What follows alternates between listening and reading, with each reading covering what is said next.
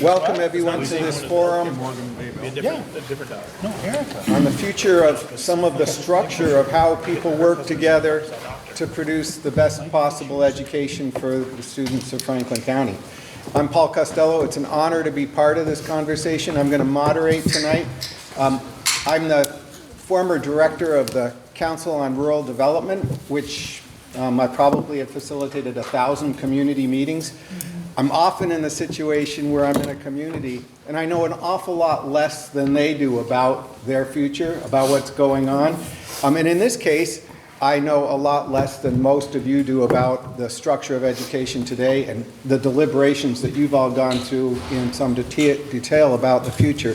So you take the ignorant person, make them the moderator, and I'll endeavor to listen and to ensure that everything hits the table.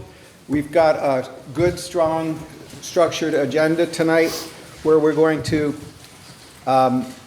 think together from each of the districts and supervisory unions to hear what you're up to, how you've been contemplating potential action for the future. We'll have an opportunity to hear from our legislative representatives and senators. Really great to have you here with us.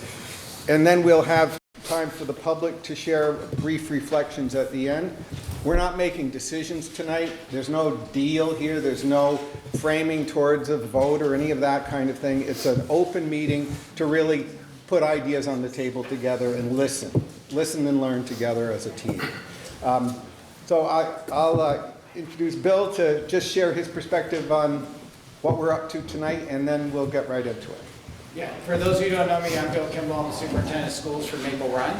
The Maple Run board asked that we sponsor this, so welcome to St. Albans. This is St. Albans Rec.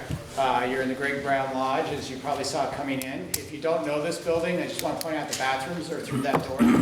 Need that. I know Aaron have some drinks and some oranges, so they're willing to help you in whatever way. And Zoom is up on the kind of the high wall there. We are broadcasting on Northwest Access. This was something that the four of us as superintendents for Franklin County had talked about. Some of our boards had said they'd like the time to just say where we're at.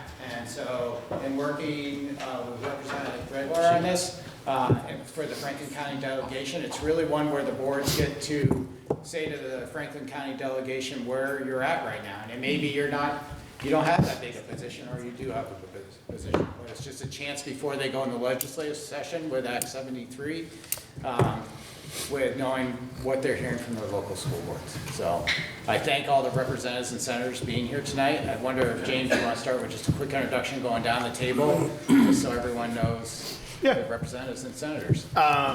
James Gregoire, I represent Fairfield, Fletcher, and Bakersfield. I'm the vice chair of House Corrections and Institutions. Thanks. Alan DeMar, I represent Enosburg and Montgomery, and I'm on the Healthcare Committee. Bob Norris, Senator, most of Franklin County and the town of Elburg in Grand Isle County, and I am the Vice Chair of Senate Judiciary, and I sit on Appropriations. Tom Oliver, I represent Sheldon and Swanton. I am on House Judiciary and Judicial Retention. Hi, I'm Lynn Dickinson. I represent St. Albans Town. I'm on Appropriations, and I'm a legislative trustee on the Vermont State College System. Good evening. I'm Matt Walker. I represent Swanton and Sheldon, and I am the chair of the House Transportation Committee. My name is Casey Toof. I represent St. Albans City, Wards 5 and 6, as well as the southern part of St. Albans Town, and I have been on the House Education Committee for 7 years. And I'm Randy Brock. I represent Franklin County and part of Grand Isle County in the Senate, and I sit as vice chair of the Economic Development, Housing, and General Affairs Committee in the Senate. I also serve on the Finance Committee. Thank you. You want to share any more reflection on what we're up to? I think I'm done. I think that was enough for Senate. All right. Well, thank you. We have two online. Carolyn and Ashley. Yes. Representative Ashley. Caroline, you want to introduce yourself? I think it's Ashley. Both of them are on. Yeah, does Ashley want to introduce herself? They're all muted. Can she hear us? She can. Hi, sorry. Representative Ashley Larson, I live in Fairfax. I represent Fairfax and the majority of Georgia. I am sorry that I am unable to be there right now. I have no childcare and my husband is not, so I have 2 kids running around, so I'm going to keep myself muted most of the time, but I promise I am listening, and if anything is needed of me, just let me know. Thank you so much, Ashley. I'm here too. This is Carolyn Gregg. I represent the town of Georgia in Fairfax in the House of Representatives. I serve on the Ways and Means Committee and a number of other positions, but thank you for having this meeting and inviting all of us. I know it'll be interesting. Thank you. Thank you, Caroline, and it's great of you all to be here tonight. Thank you. So the one thing I'd say as an outsider to the process before we start is thank you. You know, I've worked all across the state and I've seen volunteers, people who put themselves on the line for their community every day. But school boards, select boards, you folks never get thanked enough. People bring you their problems and their complaints, and it's heavy what you carry, and it's so crucially important. So we should start with a sense of gratitude, and it's amazing what you accomplished. So let's go into it. We're going to start with 10 minutes from each board. You can take 5 minutes and then have a little discussion, but I'll end up cutting you off if you keep going or if it's repetitive. We're going to start with Maple Run Unified District to share in about 10 minutes what's going on in your district as you think about these issues. You go for it. First of all, thank you all very much for coming and for giving this what I feel very important issue the attention it deserves. My name is Charlie Brooks. I'm the Vice Chair of the Maple Run Unified School District. For those unfamiliar with the district, it consists of 3 grade schools: Fairfield Center School, St. Albans City School, and St. Albans Town Educational Center. 1 high school in Bellows Free Academy, and 1 tech center, Northwest Career and Technical Center. We're about 2,600 students overall. We receive reports regularly as a board that consistently show academic growth over the last few years, from everything including grade level math and literacy performances to social and emotional learning and even attendance. We were highlighted in the Journal of International Institute for Restorative Practices for successful utilization of restorative practices to make sure students feel safe, supported, and accountable. And as we do our work, one of the big questions that we've been focusing on is how do we find efficiencies while maintaining this forward momentum. And we've been paying very close attention to the development of Act 73 and everything that's come after that. Starting in February 2nd, 2025, we ensured that redistricting remains a standing item on our agenda, so that every meeting we can get updates on what's going on in the legislature, where the task force is at, and where the process is going. In April 2025, we formally submitted a resolution to the Governor, the Secretary of Education, and members of the House and Senate Committees on Education, and to our local legislative representatives. Some of you certainly received that, and it outlined our district's priorities and concerns related to the redistricting process. One of the areas that we highlighted that is we urge our representatives and officials to use evidence-based research in their decision-making. We don't expect the folks representing us to be experts in every field, let alone something as complex as education, which is why evidence-based research is essential. On September 29th, we held an additional publicly warned meeting dedicated to reviewing and refining our responses to the redistricting task force survey. We completed that collaboratively in an open session and submitted that on October 6th. Where we stand as a board, and I will be handing out papers that summarize this after I'm done talking, but we have significant concerns about the redistricting process to this point, including questions about fairness, transparency, and uncertainty about whether proposals from the task force will either align with Act 73 or be honored by the legislature. Currently, we're concerned by the lack of evidence-based research on effective governance models, And we believe that the redistricting discussions have been overly focused on tax capacity rather than student outcomes and equitable opportunities.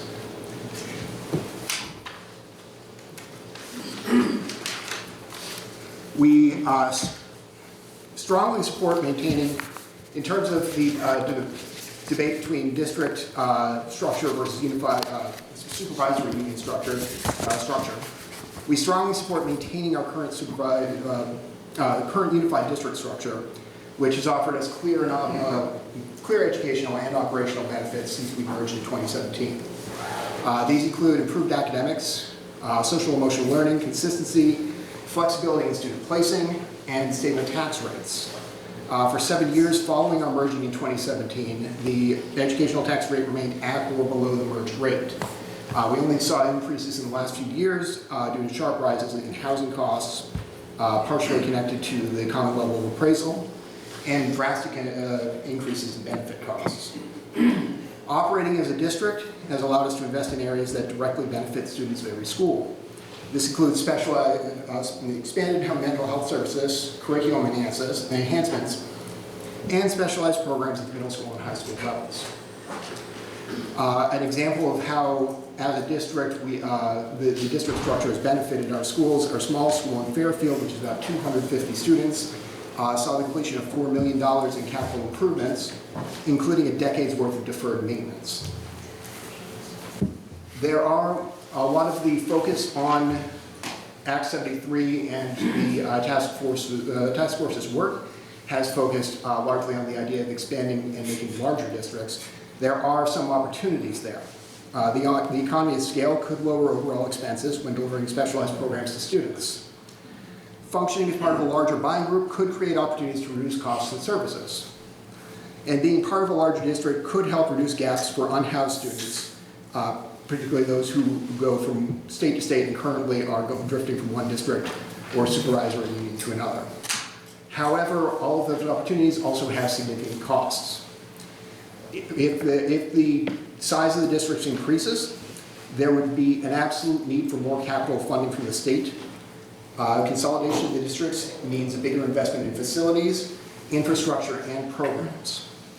Staff pay, both professional staff and just the folks in the building would be equalized and likely equalized at the highest level, which would, for some tax bases, be a shock to the system.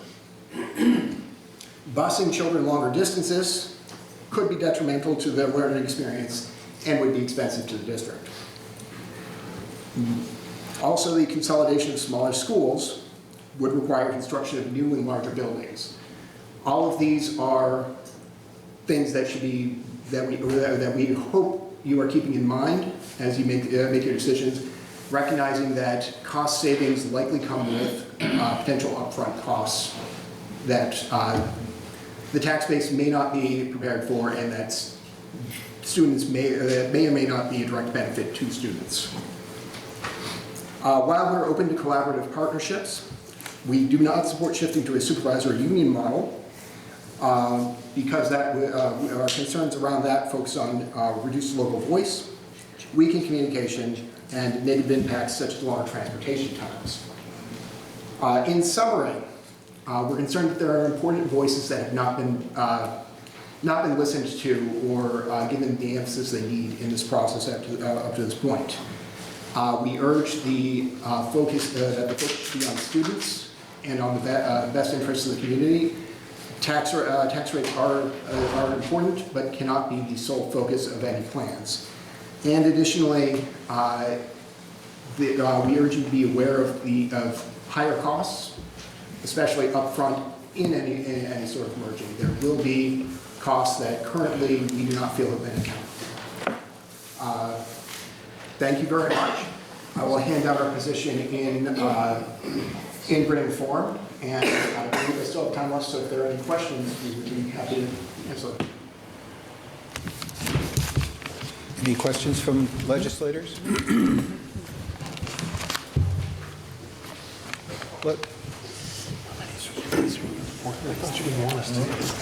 Well, you may think of others, you may think of some as you've heard from more than one group, so thank you so much.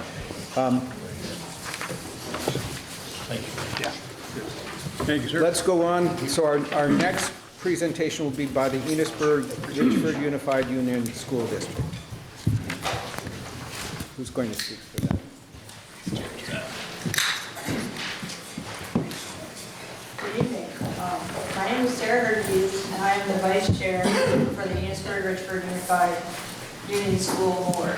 Our board has been intensively focused on understanding the complexities of Act 73 and the ongoing education reform discussions to ensure we fully grasp implications for our students and our taxpayers. To give you a little context about our community, the Enosburg-Richford School Board serves 2 communities with a significant number of economically disadvantaged families, 100% in Richford and around 80% in Enosburg. We operate 5 schools, including 2 pre-K elementary schools and 2 6 to 12 middle high schools and 1 career and technical education center. We are currently wrestling with balancing the need for more equitable opportunities for our students with the financial sustainability of our community. Our families communicate clearly, communicate clearly that increased taxes are not sustainable for them. On financial reality, our schools are working to provide high-quality education experience while spending $11,139 per pupil, the 9th lowest in Vermont. The unfortunate truth is that our students are currently not receiving educational opportunities that are substantially equal to the experience afforded to students in more affluent, higher-spending communities in Vermont. We have closely followed the significant legislative and redistricting task force development, shaping our current and future educational landscape, including the governor's initial proposal, the tax equalization components of the foundation formula, minimal class size requirements, and the work of the redistricting task force. Although our board did not submit a formal position to the Vermont School Boards Association survey, we have deeply studied the pros and cons of district consolidation and the shift to the foundation formula. Pros of the structural change emerged in the foundation formula. Our board recognized several potential benefits for our high-need student population. Profoundly positive impact on student opportunity, the shift to the foundation formula would allow our district to offer more equitable programs such as more varied courses, AP classes, etc. We have had as many as 30% of our teachers working under emergency or provisional license in the last several years. We know that the single greatest impact on student learning is the quality of the teacher a child has. And under the foundation formula and emerge system, we would improve staff salaries and retention by achieving parity in higher spending districts in the region. Better resource allocation. A larger merged governance structure could result in a more efficient resource deployment and expansion of student offerings, such as rich curricular experience and extracurriculars. Fiscal integrity. Shifting from a supervisory union to a merged supervisory district means our resources remain within our local public school system, further enhancing the programs for all our students. The cons and significant concerns, as we discussed, several critical concerns, particularly regarding our community's financial stability and local identity. Impact of tax equalization. As local spending rises toward the formula's foundation level, the required tax equalization will lead to significantly higher local taxes for lower spending districts like ours. And we have serious concerns about how this will impact our taxpayers. And we wonder if the income sensitivity portion of the formula will adjust to the pressures of the tax equalization. Loss of local control. Under a large merged government structure, worries persist over the loss of local control and the potential future closure or marginalization of smaller schools, and we particularly are worried about Richford Junior Senior High School. Debt and assets. Any merger must thoughtfully guarantee that the burden of existing debt and assets and capital reserve accounts are fairly handled across all involved towns. We believe the current supervised union structure is inefficient and often leads to confusion, duplication of efforts, and operational inefficiencies. Our administrators are forced to operate within a system that requires duplicating budgets, payrolls, seniority lists, and audits across separate entities. To be cost effective, we rely on shared positions at the SU level, allowing us the flexibility to deploy staff where the need is greatest, rather than being restricted by singular district contracts. This structure is challenging for the public to understand and can lead to misconceptions about overstaffing, when in reality we are pushing services into schools from the SU level to avoid duplication and higher spending in the local district level. Our board is united in the belief that our students deserve substantially equal educational opportunities. However, we remain deeply concerned about the tax increases, the foundation formula we have for our economically vulnerable communities. Thank you for your time. Thank you so much. Great description. Are there questions from legislators to the Enosburg-Richford district? No, not yet. We'll process everything. Yeah. We want to be able to listen to what everybody has. Can I get another copy of yours, though? And, ma'am, the lady just spoke, no, her too. Sarah, can we also get copies of yours emailed to us so we can read them? Yes. Thank you. Yes. Okay, thank you. So we're going to go on to Fairfax School District. Who's going to speak for Fairfax?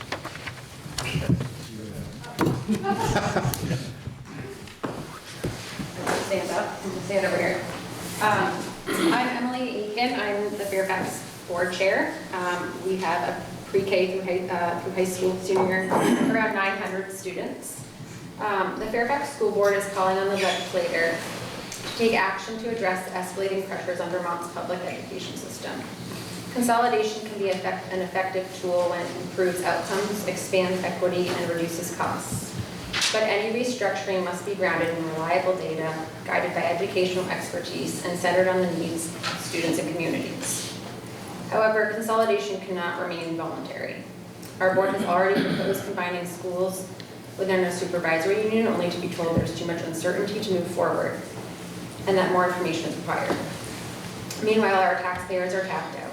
We cannot continue putting forward budgets that our community cannot sustain. We need clear guidance, timely data, and legislative leadership to make responsible long-term decisions for our district. Vermont schools are not broken, they're being pushed to their limits. Districts like ours are among the lowest spending, yet we are seeing tax increases that far outpace our actual budget growth. This year, our spending increase is smaller than last year, yet our tax increase is larger. Across the past 4 budget cycles, our expenses have grown more slowly, while tax rates have risen more sharply. There's no predictability, and this inverse relationship is unsustainable. We cannot continue asking our communities to shoulder these unpredictable, unsustainable burdens. As school board members, we occupy a unique and challenging position. We are elected by taxpayers, yet we have a responsibility to support the success of our students and staff. When budgets fail, we face impossible choices. We cannot keep cutting or threatening to cut positions. These decisions undermine morale, diminish student opportunities, and destabilize our schools.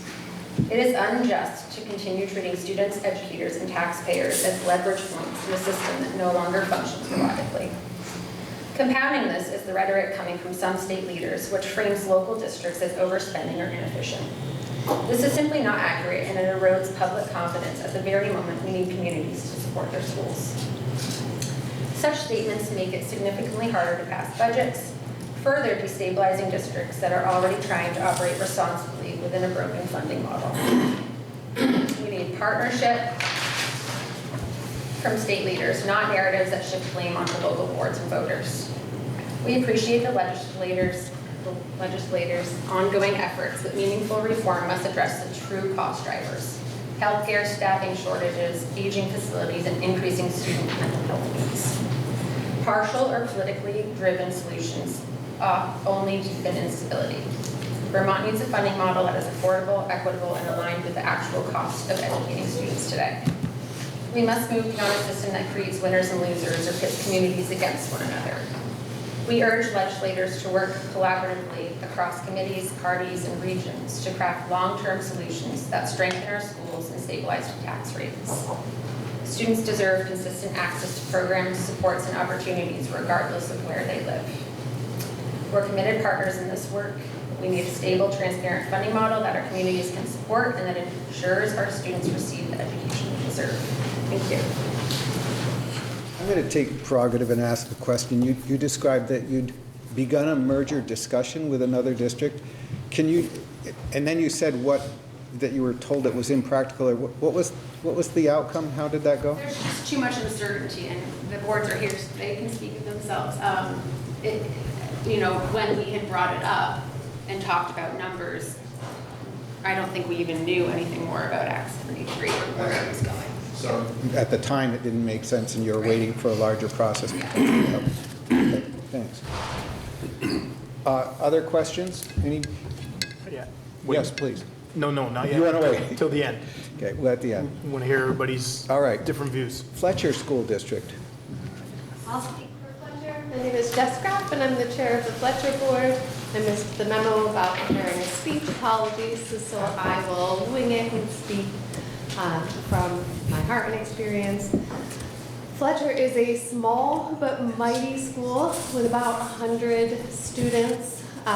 We have a fiscally responsible and conservative budget while keeping a spotlight focus on academic achievement and student well-being, and I think we do pretty darn well at both.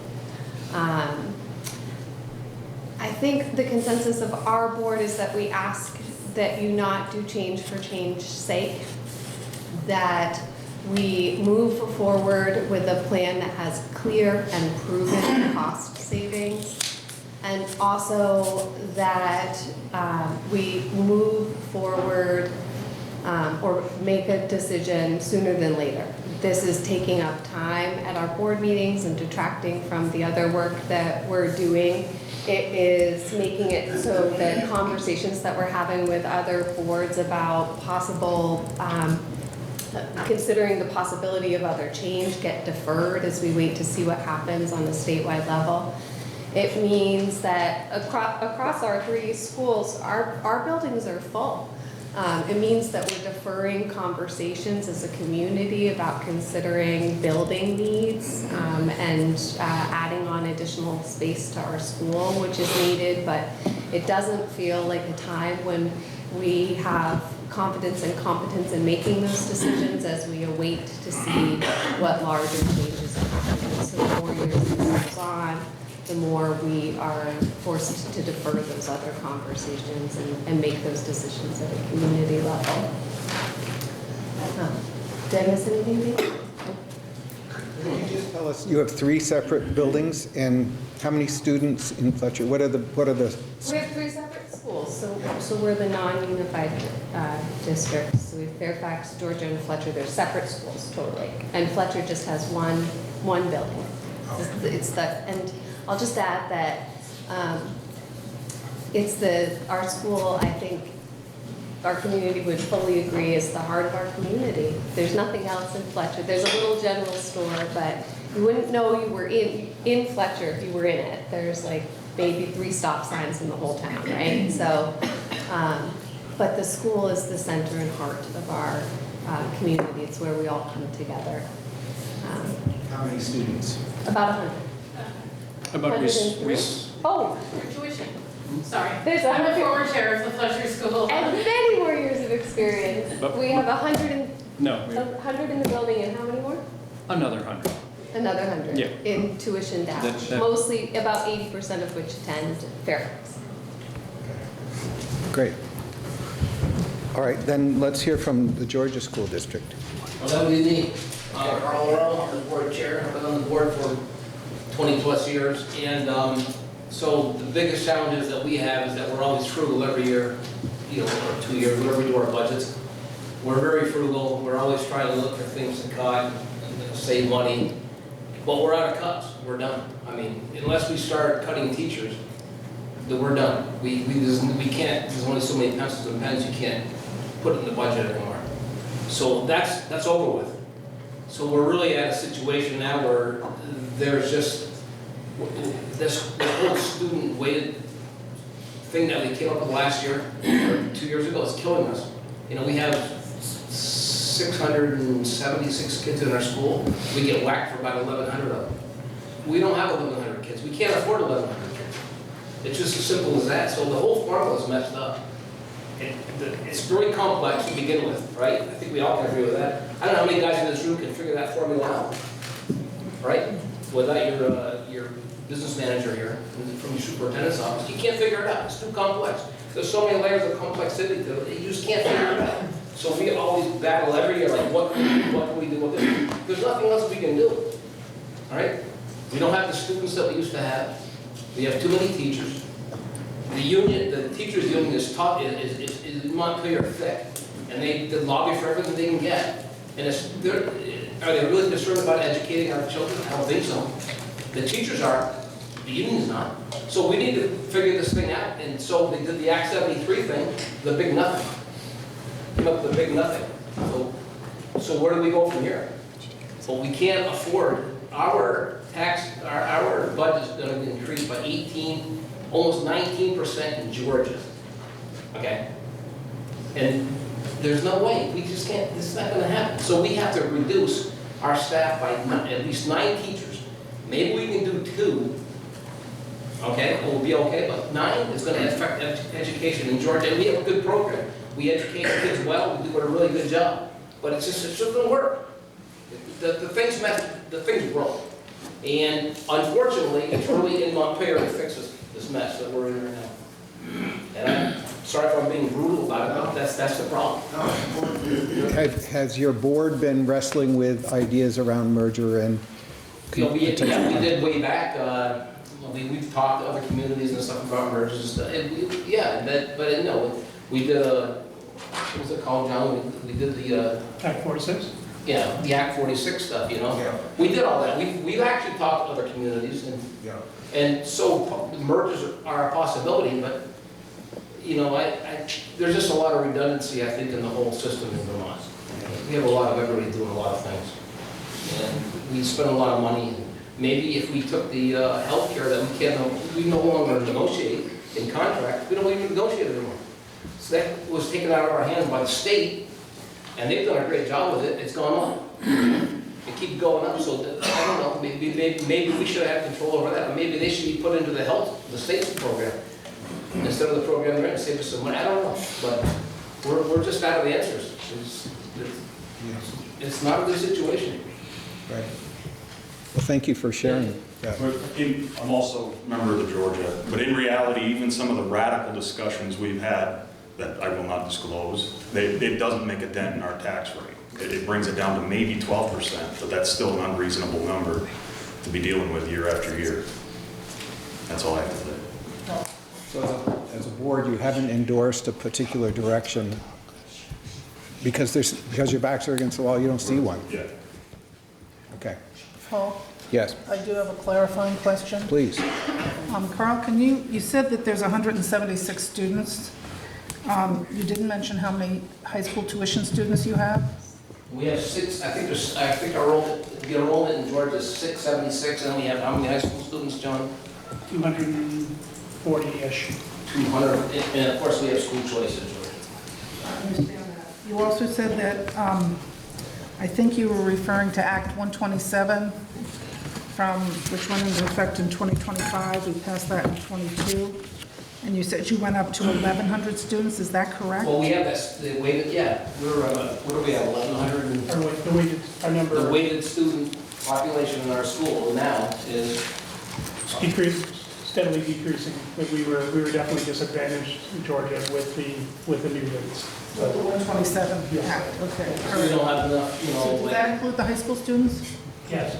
We don't have enough free and reduced, we don't have enough kids in poverty, we don't have enough one-on-ones, we don't have all that stuff. So we're at a disadvantage. That's what I need to know. Just want to clarify, thank you. Okay. We'll come back for reflections from legislators, but let's hear from the Missisquoi Valley School District. I'm going to pass ours around first.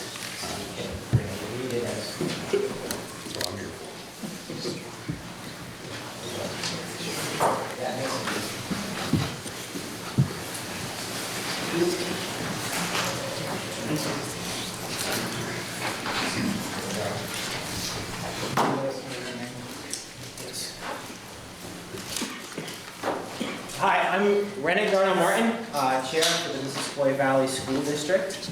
We represent the towns of Swanton, Franklin, Highgate, and MZE. So I passed out the handout, which kind of hits all our bullet points. I'm not going to read verbatim, but I am going to kind of highlight some of the things that our board discussed that we feel are extremely important for the legislators to hear. One of the things is talking about some of the systemic financial drivers that are driving these costs up. And our board is particularly concerned with just maintaining the structure that we have, because we've had a lot of success in it. MVU operates as a lower spending district, with education spending on the lower quartile of Vermont districts. We simultaneously have experience in improvement test scores.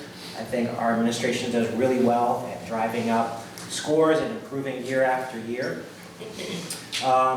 We have a size and structure that has really been to our advantage. We've had professional collaboration amongst our staff, and we've been able to achieve significant improvements in student outcomes by implementing a strategic approach focused on streamlining operations, establishing a uniform elementary curriculum.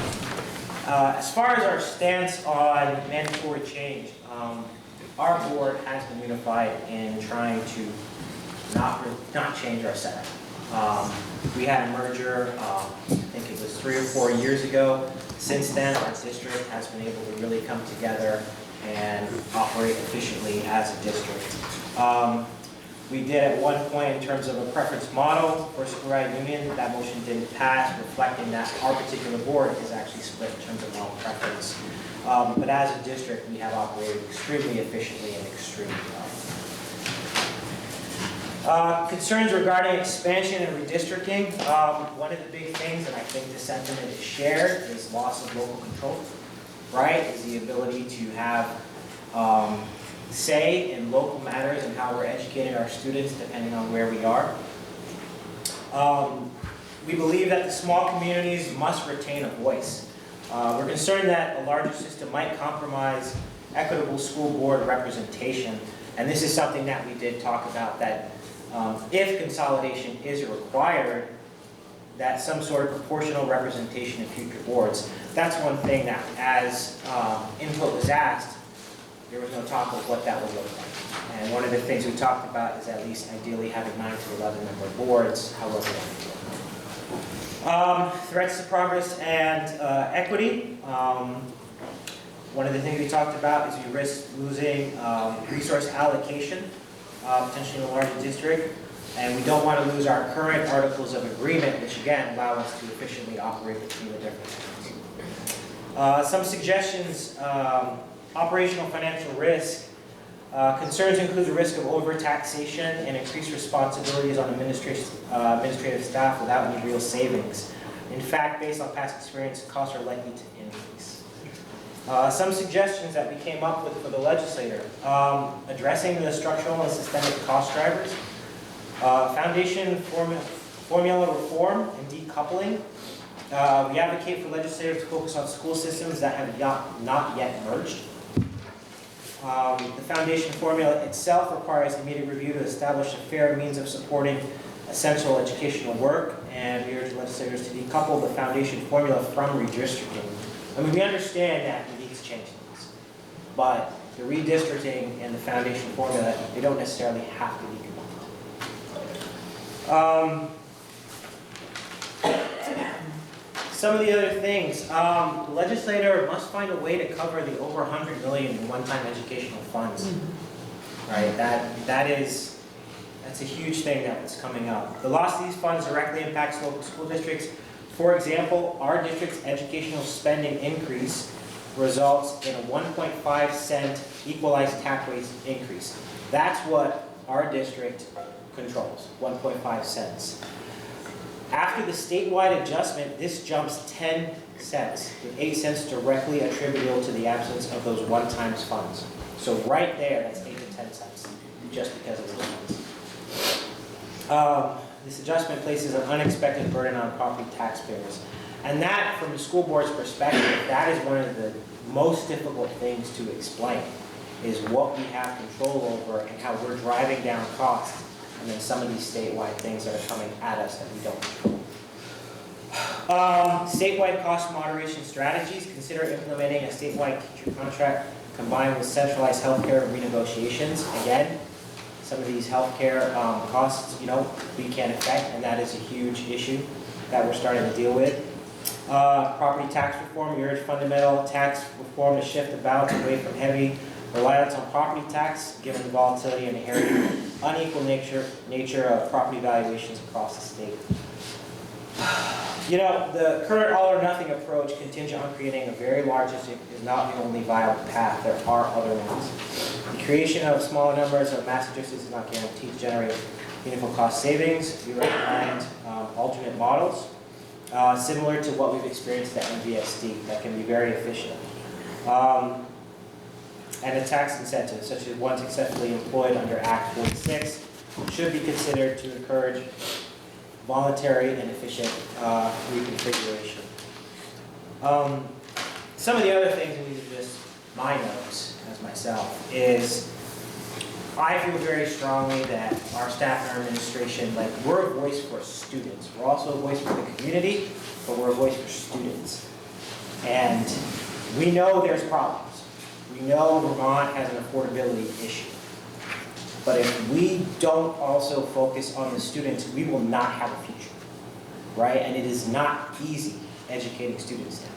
And there's a lot of people that forget that. So, I would urge legislators to remember that. And it goes to say there's a lot of good things happening. And I do want to talk about our district. We've risen to 10th in a recent survey this past July, and we have the kid governor. So,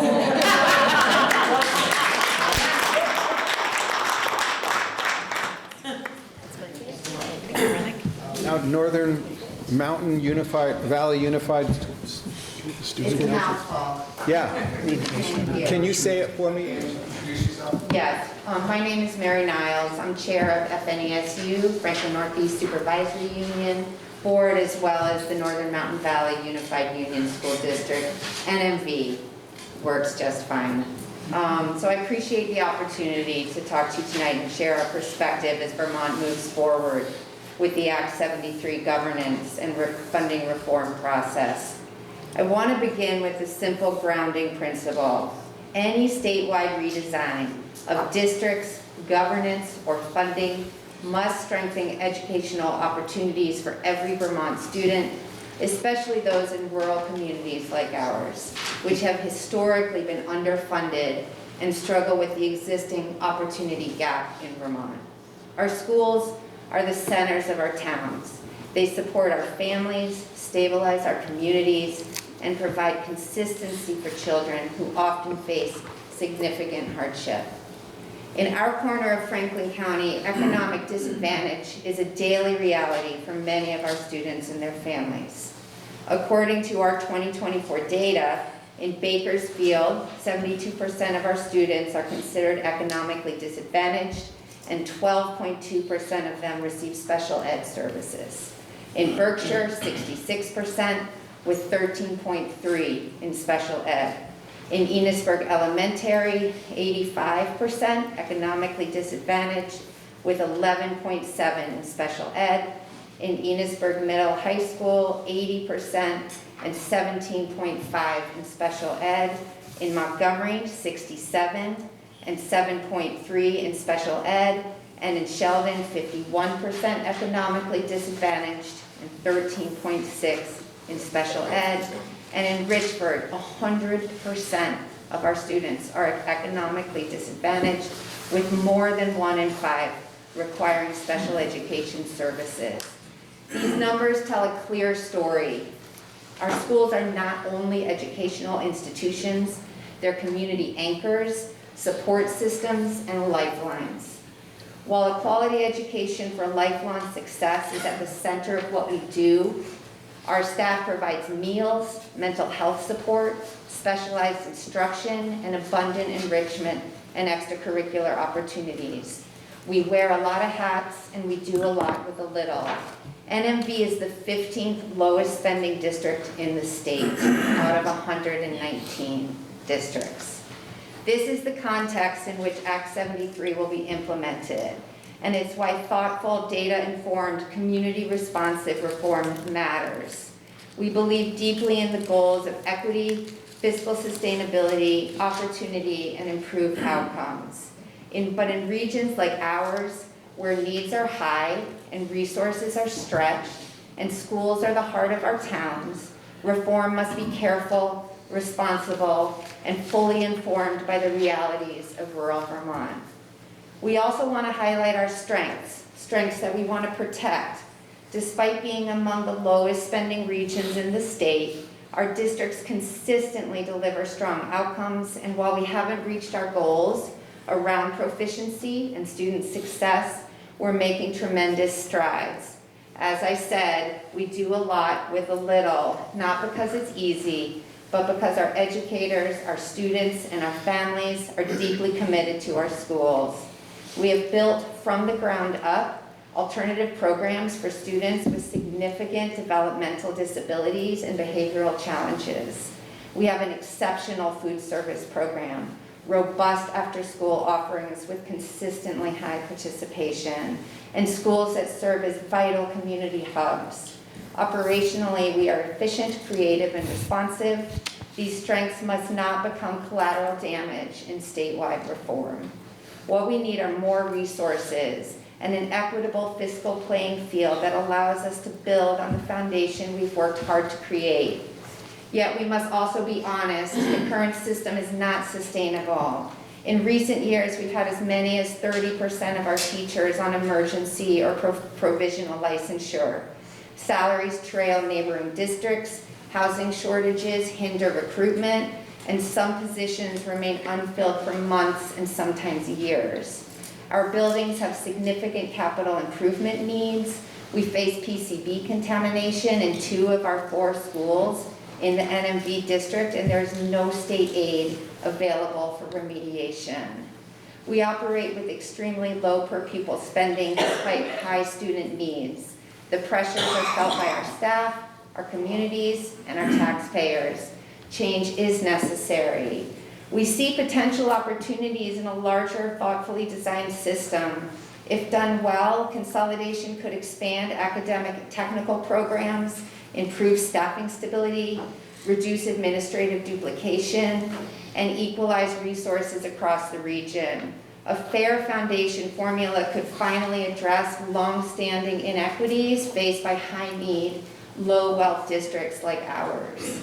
A larger system could offer broader course options, more extracurriculars, and more robust student supports while directing more dollars into classrooms. But consolidation also carries significant risks that must be addressed clearly. We need predictable tax transitions, not sudden increases. The state must continue to provide tax relief through income sensitivity. As I've alluded to already, our small schools are vital hubs of learning and connection in our communities. Ideally, that would be preserved. We see a version of this where a consolidated middle school allows those students to experience broader academic and extracurricular opportunities in more modern, state-of-the-art facilities. We would also like to expand early education opportunities for our youngest learners. If consolidation were to affect the number of school boards operating in our system, then it's paramount to find other pathways for our communities to engage meaningfully in their local schools. Transportation, mountain roads, and winter weather cannot be afterthoughts, and we must ensure our programs that work, notably our special education and after-school programs, are not sacrificed.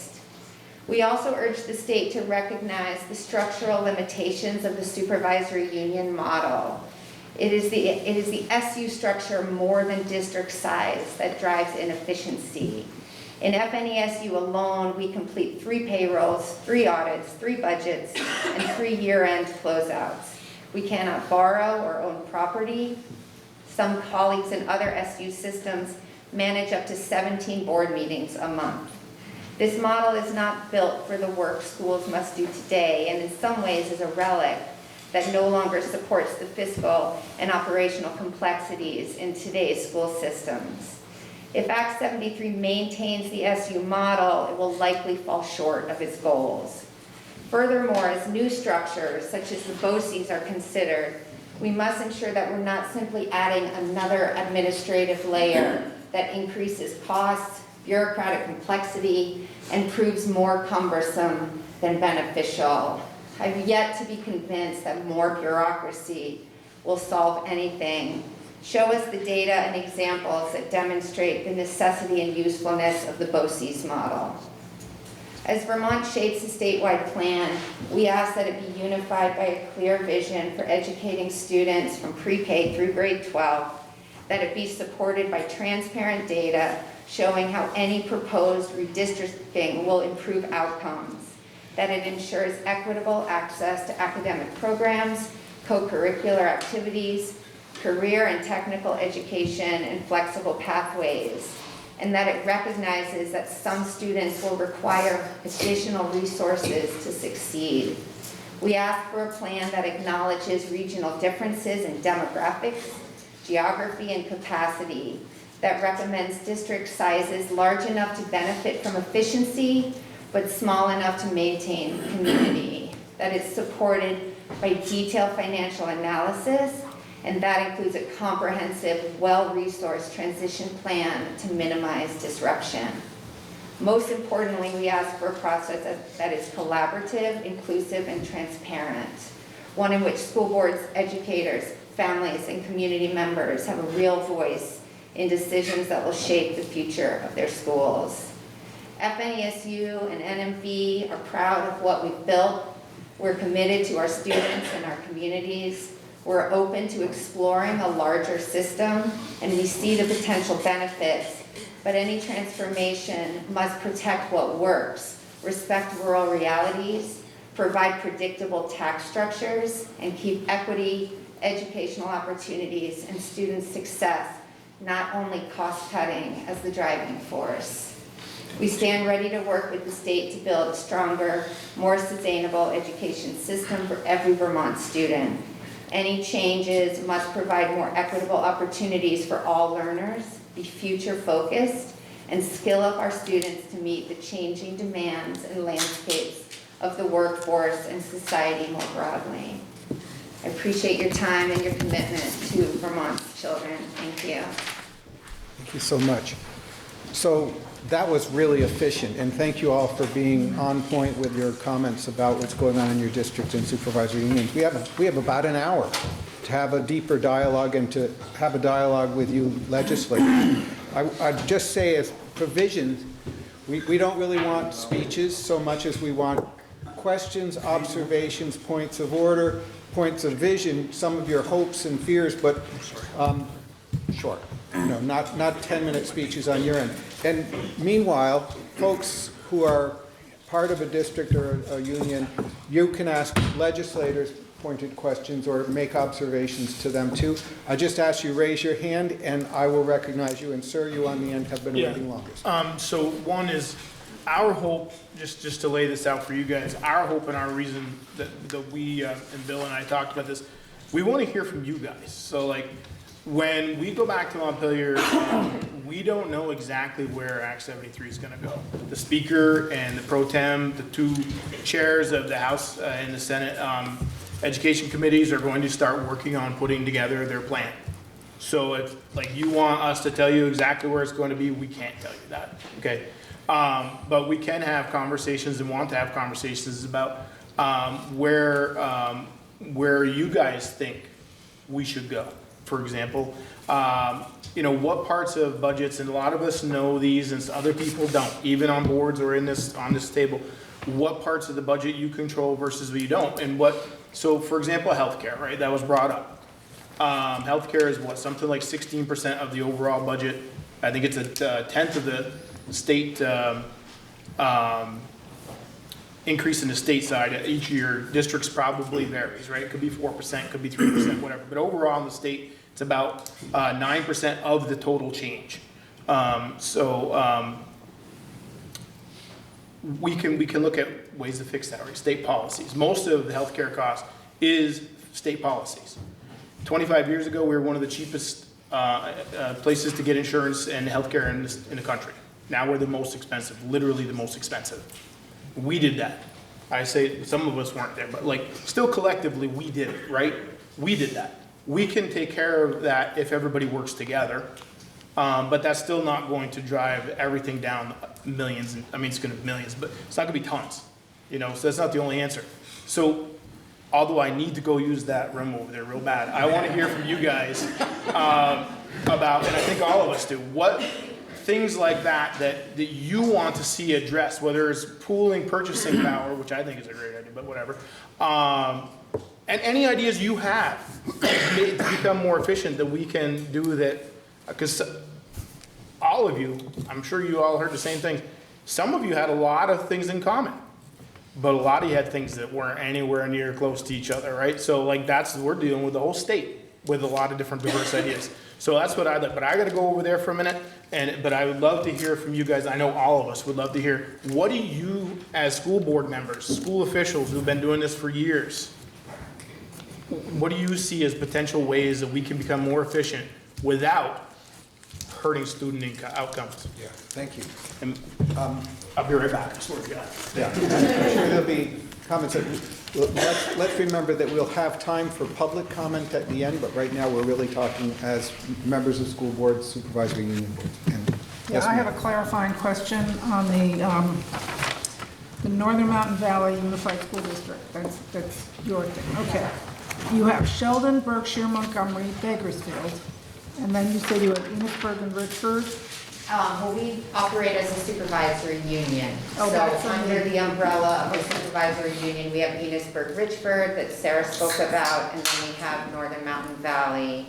So those are the two districts underneath the umbrella of the supervisory I got union. confused there because Enosburg and Richford are their own SU, or their own district. Their own district. And then you're the 4 towns that are the K-8s. Right, and that's one of those challenges around the supervisory union structure that, you know, we were talking about. There's some inherent kind of inefficiencies around budget, like triplicate of everything. Okay. Thank you, just wanted to clarify that. Other questions, observations, sir? Thank you, and thank you all very much for your presentations. One of the things that I heard from more than half of them was a point to local control and to maintaining local control. I would appreciate, if it's possible, to expand a little bit more along what you might mean by local control, because I also hear regularly that you controlled your spending and 4 or 5 are very much in the low portion of the spending, yet your property taxes in your districts continue to go up. You've mentioned that healthcare is taken out of the negotiations. You mentioned the struggle in negotiations. So when you kind of talk about what you mean by keeping local control, I would like to hear what that means to you today, whether it means some kind of return to something that once existed, and what's the real impact. What does that term local control really mean? If it's possible to expound on that, I would really be interested, because I certainly struggle with that as the state versus the community, because the state is a nameless, faceless thing.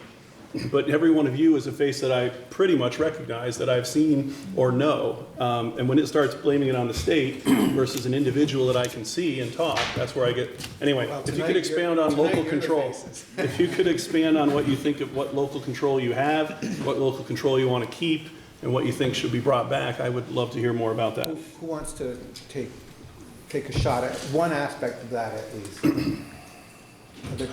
I'll start. I think representation, right? I mean, there's a lot of, Vermont's a rural state, and this is Franklin County. And so there's a lot of smaller rural towns that, because that wasn't ever explained as we were talking about any sort of redistricting, like, how do you have that voice for that community? Like, what does that look like? You know, so it's great in theory to have this, okay, we have this mega district, but like, how does like a town like Franklin and a town like Richford, like, how do they get representation versus some of the bigger areas? So like, that's what we mean, because education is also localized, right? There's just very different needs. Like St. Albans town, what they need and what, you know, a smaller town needs are different. I mean, like just the poverty line that we're facing in some of the really rural places. So being able to adjust equitable curriculums and standards in a way that, you know, as a school board, we can affect that and decide that in a way that we can then proportion it to where we are. And that is something that community said, like, how do I know my voice is even going to matter, right? It would be the same as shrinking the representatives down to just 2 for all of Franklin County. Is that enough to talk about the differences in the different areas? So that's how I interpret local control. Someone over here wanted to speak. Yes? Yeah. I think it's a great point. I really like that you just brought that to light, because I think it is something of the past. I don't think it means the same thing as it meant 25, 30, 40 years ago. Because we're not in our same little teeny tiny schools, right? And with our boards over our schools where we had more control. I think there's been so much more education in terms of boards and what they are supposed to be focusing on and what they are supposed to be, how they're supposed to be supporting their schools and their communities and their students. And you know, as a person from Fairfield who did merge with a different school district, not a different school district, but differently, I'll say, during consolidation. I think that was a huge concern for many people from Fairfield going over into the St. Albans area. And I can humbly say that I think it's been an incredible experience for Fairfield. I don't know that we ever would have made the monetary adjustments that we've been able to make to our little school in terms of capital costs.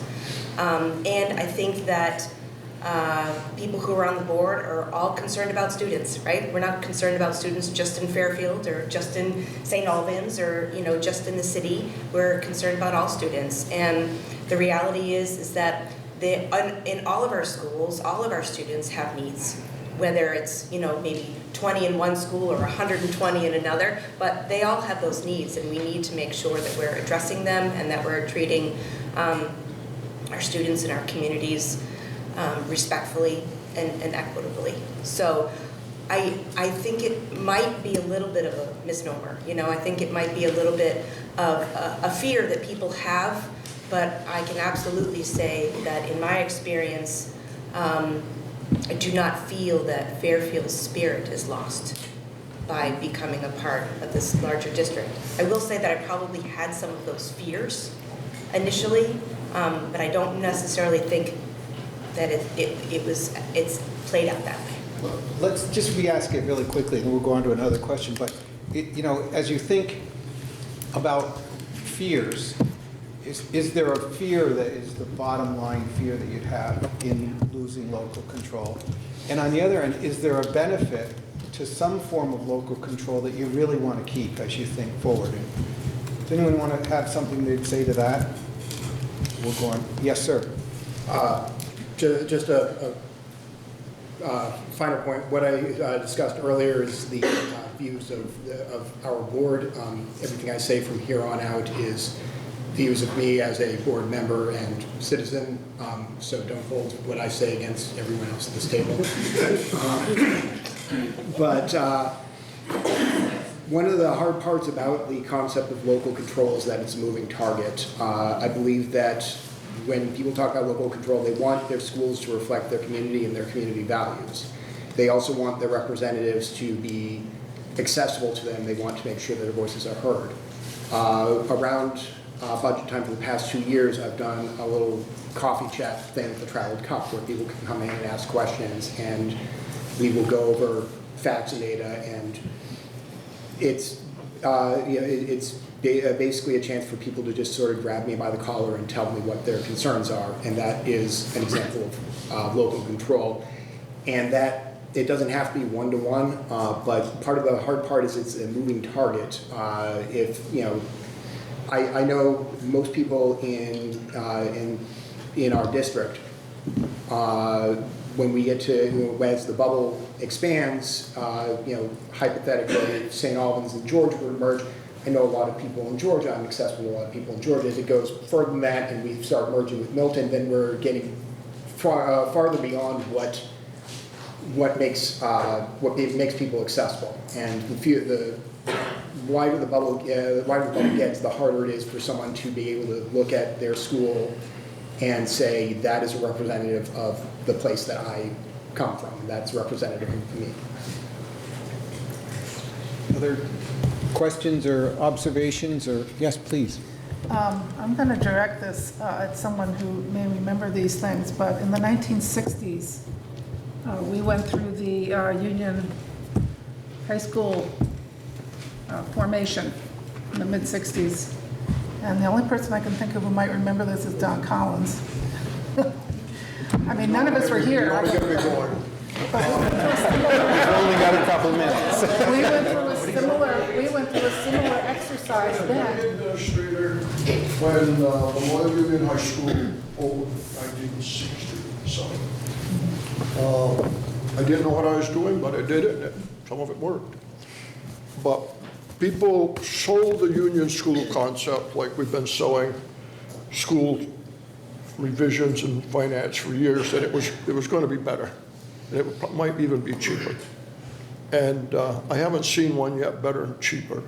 But I will tell you that the Union High School movement benefited some students, but some students were losers. And I followed some of those kids for 50 years. And the ones that were losers were the ones who, when they were at Cambridge High School, they could play sports, they could be on the student council, they could be in the plays, they could do a number of things. When they went to Lamoille, they were probably 1/3 of the population, 1/4 of the population, and they sat on the sidelines, and for some of them, they lost the incentive to take and want to really try to be part of the school. They lost. They lost because they didn't have the opportunity to feel good about it. And so, you know, people did come together, and it's worked most places. I would like to bring that back, though, to the Act 46 that we have with Franklin, Swanton, and Highgate. And I think why that is successful is we treat each other respectfully and equally. Franklin has 3 board members on a 9-member board. You look at their school population at Swanton, where I live, and we have 3, but it's there and we work together. So I think the Union High School movement was good, and I'm going to tell you why it worked. Money. There was boatloads of money, because that's when they brought the career and technical centers on board. And why Lamoille North and a lot of other people were successful with it is they brought in a whole new educational option. We aren't talking about doing that now. And I think that's the reason that some of the ideas are floating around probably aren't going to work. So was it successful? I would say yes, probably give it a B, but it was because there was money there. If you go back and look at them, millions of dollars were spent on building high schools with career centers adjacent or attached. And we don't have that option now. While I have the floor, and I know maybe I shouldn't, but maybe I should ask permission, you know, I do not envy you people, but I certainly appreciate you. In 60 years in school administration and school board, I've seen about 5 cycles of the financial system isn't working. And I'm going to tell you that if you could do 2 things, one would be to decouple the foundation plan and put your emphasis on that. That's what we're talking money. I don't know if it's a good plan, a bad plan, but if that's what you're concerned about is costs, then that's where you go. And leave the other nonsense alone. That's peripheral. And it probably isn't going to make the students' education any better in most places, certainly not in our area. And the other thing is, and I talked to Jimmy earlier, Representative Fairfield. Jimmy's fine. That the quality of people in the leadership positions, I seriously question. About 15, 18 years ago, we had a similar crisis, but we had a person at the helm. His name was James Douglas. Whether you're a Republican or a Democrat, James Douglas was not only brilliant, but he's probably one of the best strategists that I've ever seen in government. And he knew how to bring people together and bring compromises, keep it out of the media, not badmouth anybody, give everybody respect at the end of the game. I don't see that happening there now. So I'm not overly optimistic that you're going to be able to pull anything off. If I had one vote, my vote would be to kill the whole damn thing. But short of that, I would say decouple. Look at the finance. Point made. Thank you so much, Don. Okay, other observations, and this is an open conversation, as it says in the agenda. Anyone can come up with anything that you want to share, any hope you have for this work going forward, or any concern, and we'll go back to Fairfield. I'll just say that since Don mentioned the foundation formula has been mentioned a few times, I don't know what's going to happen, but I do know members on both sides have discussed, independently, of course, God forbid they could do it together, proposing, bills for foundation formula. I don't know about in the Senate, but I do know a few people in key places have discussed that. Matt probably knows more because he is the one that told me that one of them was talking about it, but Matt's like... Matt, are you supposed to be talking about it, or? No, it's hallway talk. I just joking with him, but it has come up. Representative Walker would be better than Jim. Matty Ice. But it is being discussed, and some of these people are in leadership roles. So, and I would say that we have to your point, and we talked about it earlier, and I say this all the time. I said it yesterday in the meeting. If we all work together on any issue and do it with dignity or respect, there's nothing we can't do. But if we're going to get into name calling and this party, that party, or this person, that person, then there's probably nothing we can do. And so I'm with you on that big time. I always am. But that's all I had to say. I just want to bring up the foundation formula, that it is being talked about and at levels that are important enough people to get it done. So other thoughts? This is your opportunity to suggest to your legislators what you would want them to stand for this next session as they look at education reform. Yes, please. One of the things that I'd like to highlight is how different our kids are than they were 10, 15, 20 years ago. Our teachers, our special educators are not just asked to support kids to learn curriculum, to hit marks, reading and writing and math by the 3rd grade. We have kids who are suffering from trauma. We have kids who have significant mental health concerns, behavioral concerns. We have a community that's stricken with addiction issues, and our safe spaces are our schools. So teachers who were once charged with teaching now have to get children through the day who are struggling with all of these things that I'm thankful I never had to deal with, and hopefully the same for you, but that changes the task of education. So that costs a lot of money. I mean, we see it on the news every day. So I'm really curious, how do we dig deeper and look at how we support these students from a mental health perspective, from a Medicaid perspective, because we are spending taxpayer dollars to educate kids, but those dollars should be in a mental health bucket or in a Medicaid bucket, and I think that needs to be looked at significantly. Thank you. This is actually a question, but I know some people in this room were at this meeting last year. We had actually the superintendent, I think of Grand Isle, mentioned this. You mentioned mental health. To me, and I guess I would like to see what you guys have to say about this. This person, the superintendent there, proposed that mental health, for example, be taken out of your school budget. Now, it's not going to eliminate the money. But what this superintendent had told us was, and I think it's true, they're scalping workers from NCSS, bring them into the school system, drives up the cost, drives up your budget. Where NCSS may be the right way, this person's perspective, it's not mine, I'm not saying I don't agree with it, but I want to hear what you have to say.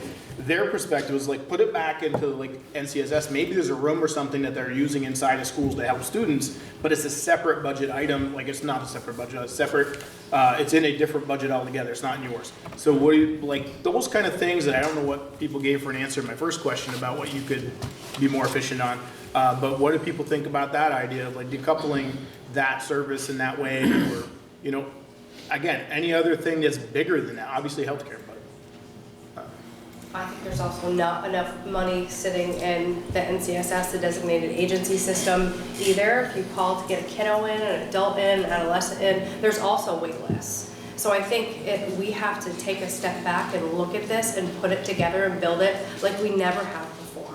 It can't be like, we did it like this, or someone 5 years ago tried that. Like, it's obsolete at this point. We are looking at a new breed of adult, of children, of child, and we need to come together differently than we ever have before. NCSS is also short-staffed. They've had to change how they deliver services and develop services as a result of that, in addition to lack of funding. So I would be curious to see what it would look like if we really, once again, took a deep dive in what do the designated agencies need, what are they seeing, and how do we work together with schools to meet the needs of our children, and then in turn, a whole family from a holistic perspective. Thank you so much for that. Other comments? Yes, please. So, Could you just say your name before you start? Sorry. I'm Lynn Cote, I'm the superintendent for Franklin Northeast, and I had a similar conversation with you last year. It might have been slightly different, just in terms of we've had some level funding of our mental health system for years and years and years. So to Emily's point, they have been underfunded and not able to serve at the level that our community needs have risen. They haven't been able to keep up with it. So there's been that cost shift into the education fund. So my thinking is, there's a lot of pressure and there's a lot of judgment about the cost of education. I think we're really looking at the cost of what education, mental health, and social services are that are being paid for out of our education fund, because our social service people are also working as hard as they can, as are our mental health partners, but they're also underfunded. So all of those services are, not all, but many of those services are falling to us. And I'm not saying that we shouldn't be offering those services, but we should be considering the shifts that have happened over time.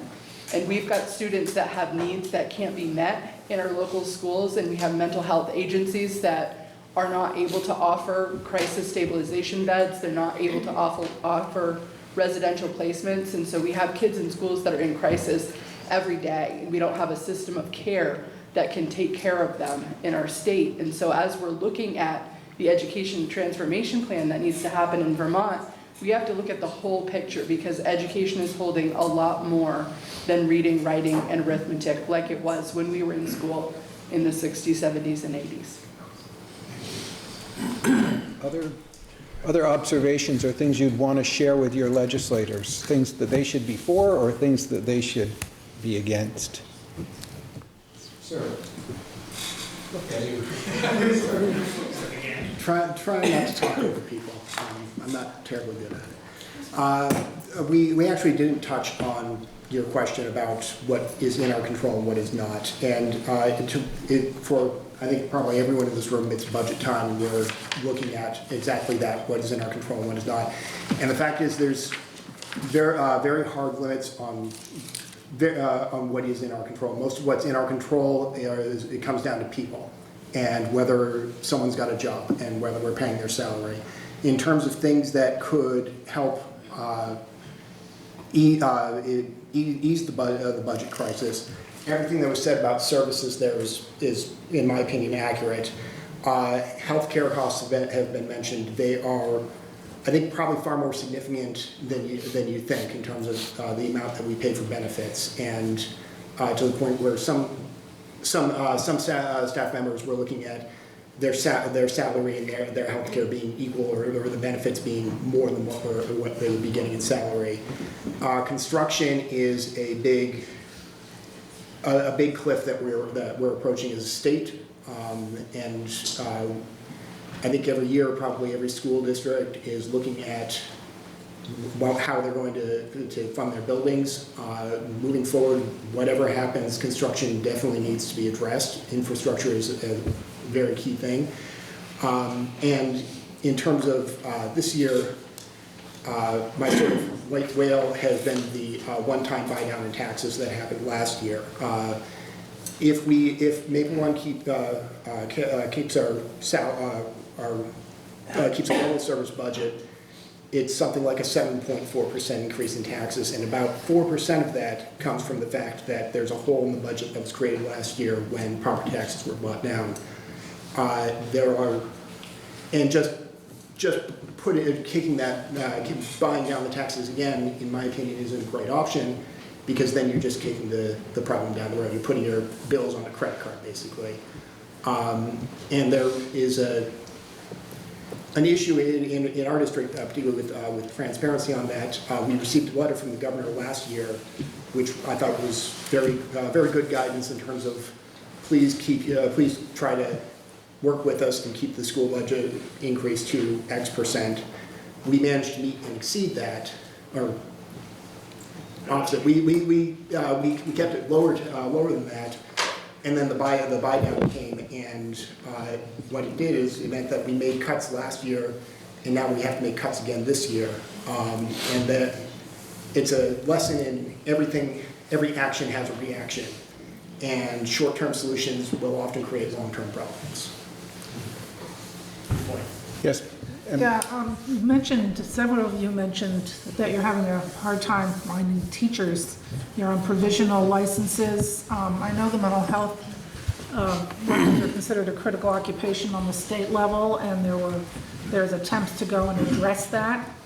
But I'm not sure that people realize, I know that I've heard there are teachers shortages, and can somebody explain what that means and why there aren't enough teachers that are licensed that you can work with? Is it just something specific to your district, or is it something statewide? Correct that. It's actually national. There are fewer people going into the education workforce, and we're seeing in Vermont in particular, there are, I think you might see this from the Vermont State Colleges, there are fewer programs that are being offered because fewer kids are actually entering those majors. So we're seeing a shortage there. We're seeing, I'll be honest, our salary is one of the reasons why we're trying to chase some of our neighbors in the room when we negotiate, and we negotiate to get closer and then they negotiate. So there's always this disparity. So our teachers will work for us for a little while and then they'll move where they can get more money. So that is a big driver. We also really struggle with housing our new teachers. Every year we put a call out to our community and we say to them, do you have apartments or houses for rent? Because we've lost teachers because there's no place for them to live. So I think it is a combination of all of those things that are contributing. You've got two other things there. You've got demographics.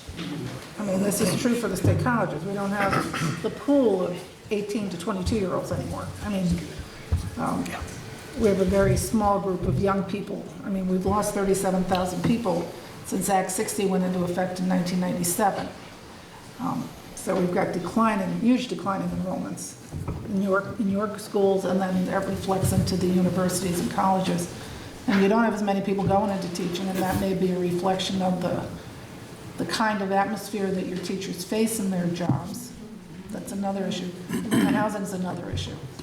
And, you know, we have tried, some of us, to try to get Act 250 more reasonable, but it's been difficult on the state level. But that's the kind of things, those are things you don't control, but we're trying. Yeah. Bill Kimball? I'd like to, and Bill Kimball may more on Lynn, I'd like to add on to Lynn's comment.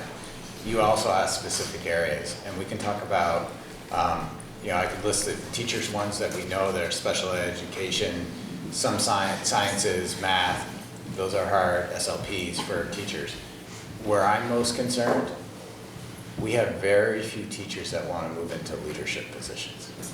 They don't see and I don't blame them, frankly, they don't see the reason to become an administrator when they look at the daily per diem salary of a teacher and a daily per day salary of an administrator and the stress level.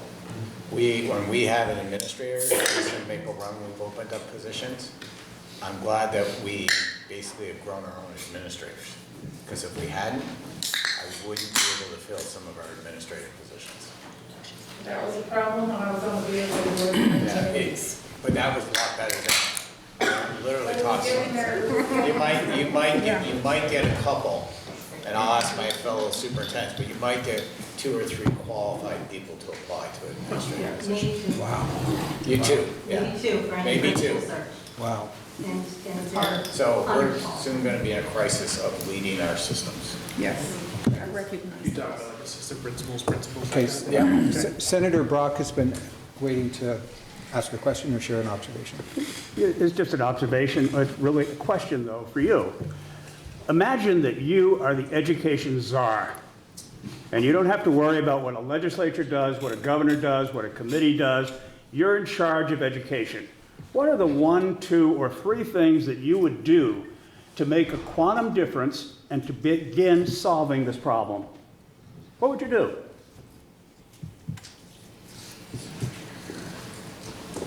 You want to speak to it? I'll say one thing I would do would be to have a statewide teacher's contract that levels salaries across the state. It would be immensely helpful for our district, where we're already one of the lowest spending districts, and as Lynn just spoke to, we can't really compete and keep up. And so our ability to attract and retain teachers of high quality, and we've also already kind of identified that one of the biggest drivers for student success is the teacher that is in front of them every day in the classroom.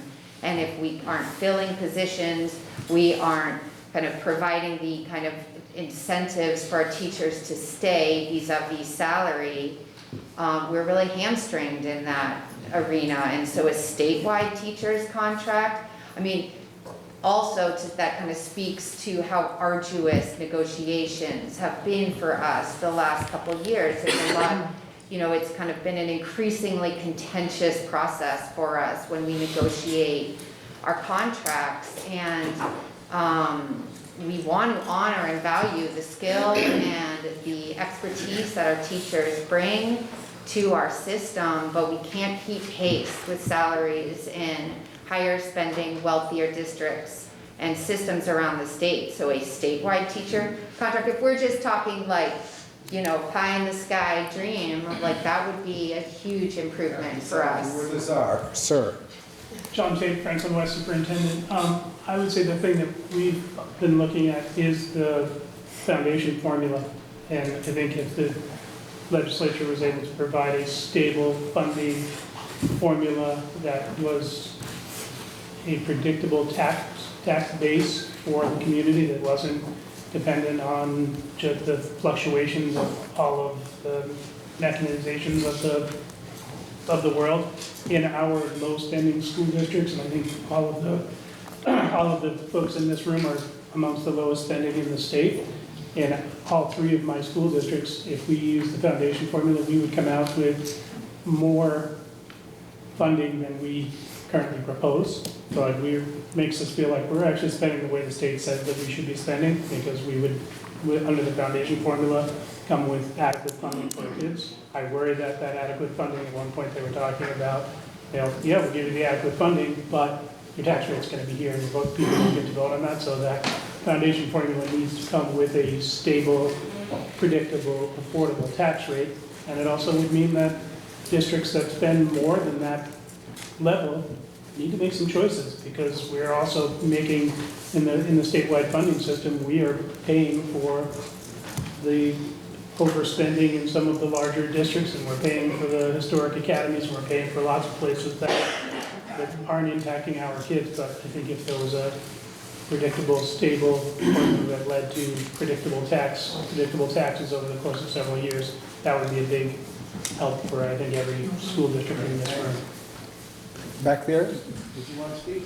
I just wanted to echo what Mary Niles said, also from an equity point of view as well, right? So we should not be educating our children differently or positively or negatively based on where they live.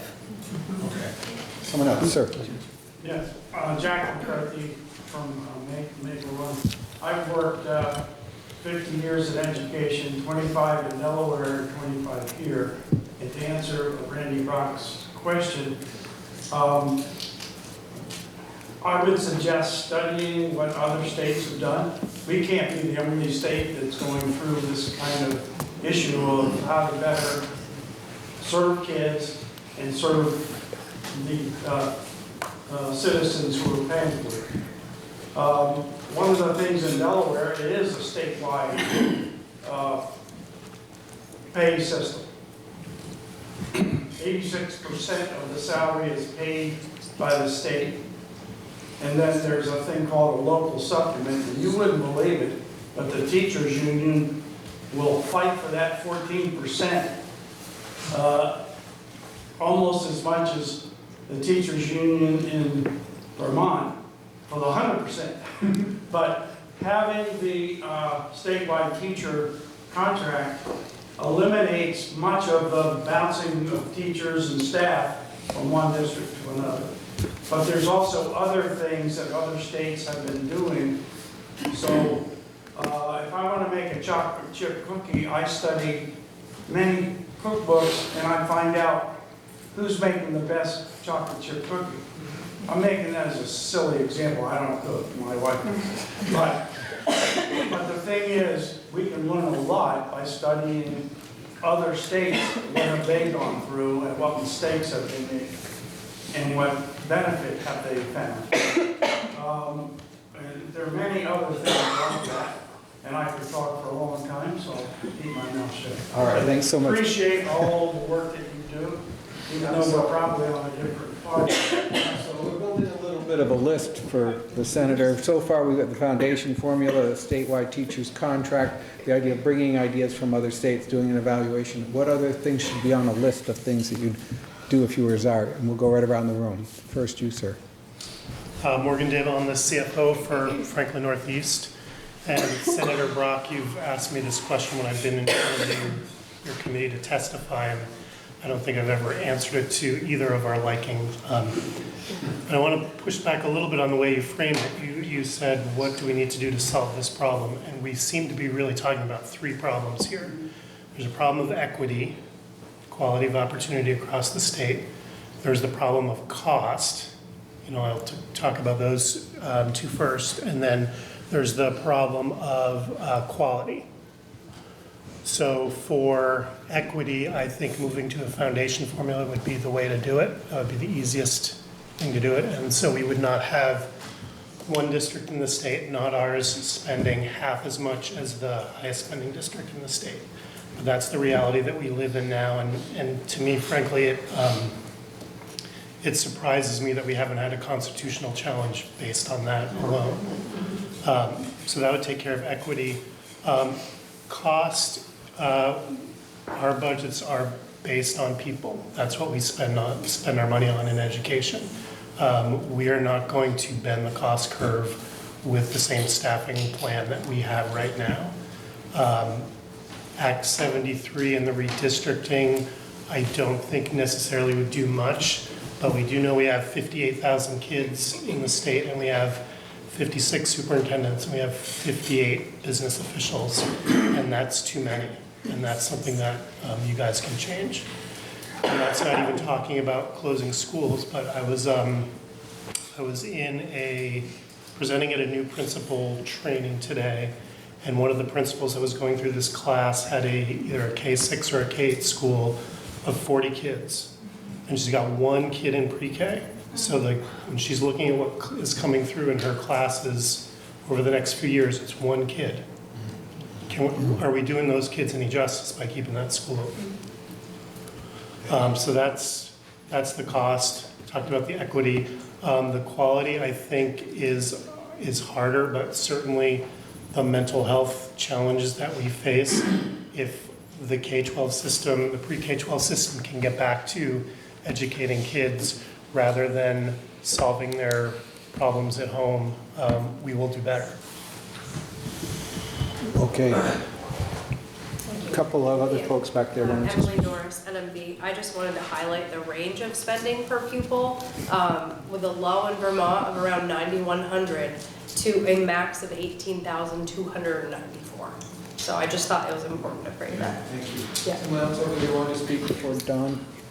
Yes, go I was ahead. just going to speak also to the freeze that's been for a long time on construction aid. And I mean, I mentioned it in my remarks. You know, we have aging facilities.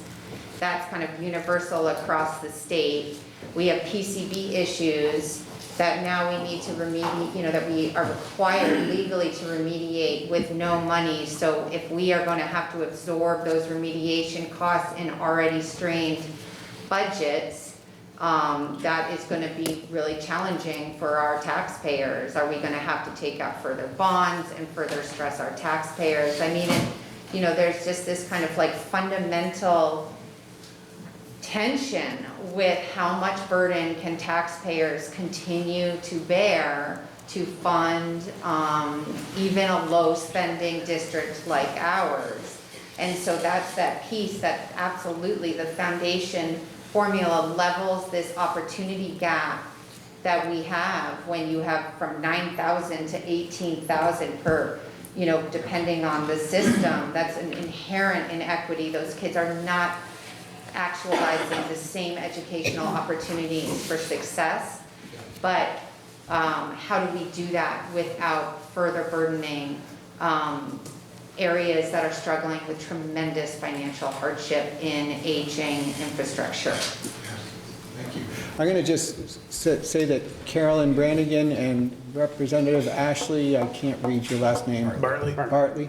If you have observations or questions, we'll give you a second in just a minute, but first Don Collins has got a minute or so. A minute? Yeah. Come on, Paul, I thought you were a friend. I followed you around the state.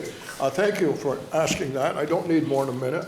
The first one is that I would take the statewide teacher's contract, which I used to be opposed to, but once we changed the insurance plan, and now we don't have those two things to bargain, I think one thing would be a salary benefits plan that would include statewide salary, statewide benefits, dental, life insurance, health, whatever they are, and that would be a package, number two.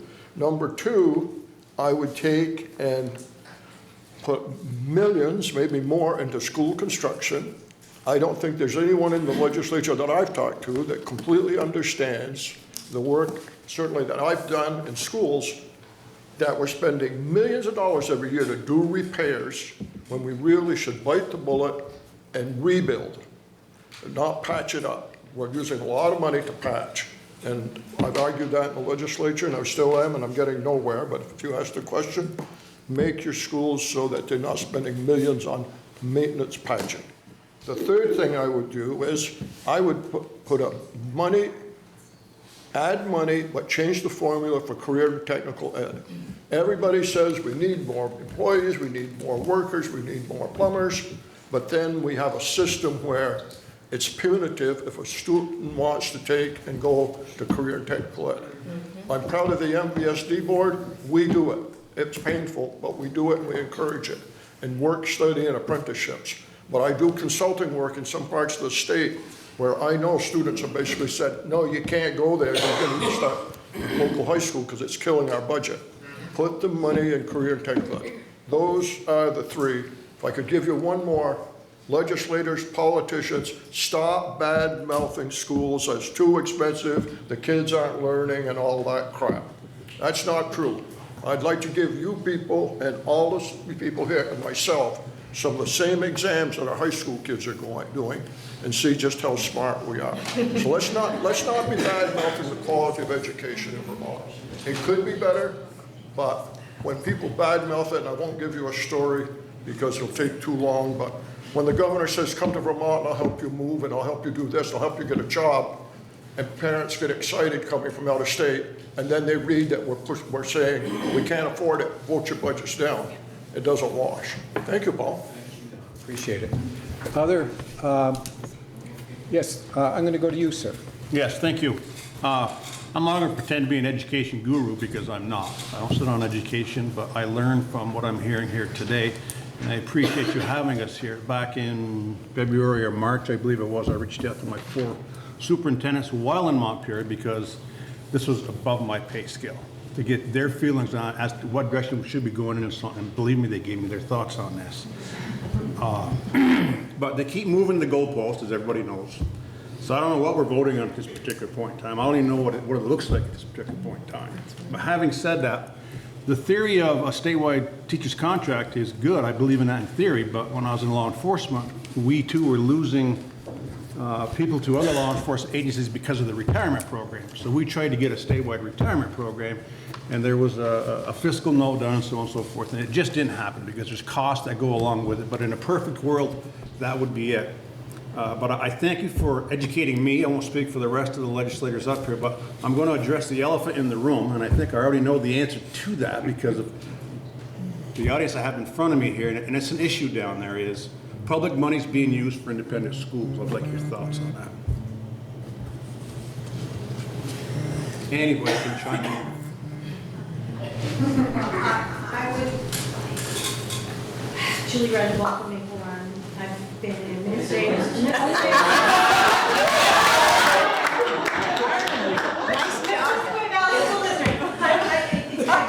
I was 10 years in Maple Run, 8 years in Missisquoi, and it's just being in St. Albans. And I'm a Swanton resident for a quarter of a century. So That hurt my feelings as a I'm chair. so it's very late. The biggest thing to say about independent schools, I've served as a special ed administrator and as a superintendent in this county for close to 20 years. And independent schools need to play by the same rules as public schools. They need to have transparent use of dollars. They need to serve students, all students, as we need to serve all students. And when you look at that $9,000 to the $18,000 and you do the research and dig into why those spending differences occur, there are many reasons. Some of them have to do with choice and dollars going to independent schools. And it is an elephant in the room. And it is a very big group that represents those interests. And I don't envy those conversations. They're difficult ones. But they need to, at the very least, play by the same rules as public education. Can you give us a definition on independent school? I'm not sure what you're talking about. An independent school is a private school. It might be called a private school in another state. Okay. Carol, are you waiting to speak? Yes, I am. Can you hear me okay? Yeah, we can hear you great. Thank you. Okay. I don't want to interrupt anybody else. I have lots to say about that independent school question, but I don't want to say it right now. Right now, I want to go back to the foundation plan. A few things have been said about that. I'm really glad that John Tay brought it up again a few minutes ago. There's been actually a lot of discussion about using a foundation formula among the money committees, the appropriations and ways and means, now that we've been on break, and especially since the redistricting committee submitted their plan to not draw a map. Since that all happened, it has the whole question of what we're going to do about these costs for school and how to bring the tax rate down has fallen back onto the fiscal committees. So that foundation formula, I think, is gaining some traction. So I think folks on our local school boards should be thinking about that, about how that $15,000, if that's the right figure, it's $15,030 that would be for this coming, for the first year that we use it. And the source of the money would probably be roughly the same that we get money for the Ed Fund right now, which is about half comes from property tax. The rest of it comes from other kinds of taxes like sales tax and purchase and use tax and lottery and all that other source. And think about if you think that is a good way to pay for our schools, or should we think of something else? I know Mr. McCarthy spoke about what they do in Delaware. Keep in mind that Vermont is a very small state. We don't have the people that Delaware has. We have 1/3 of the people in New Hampshire.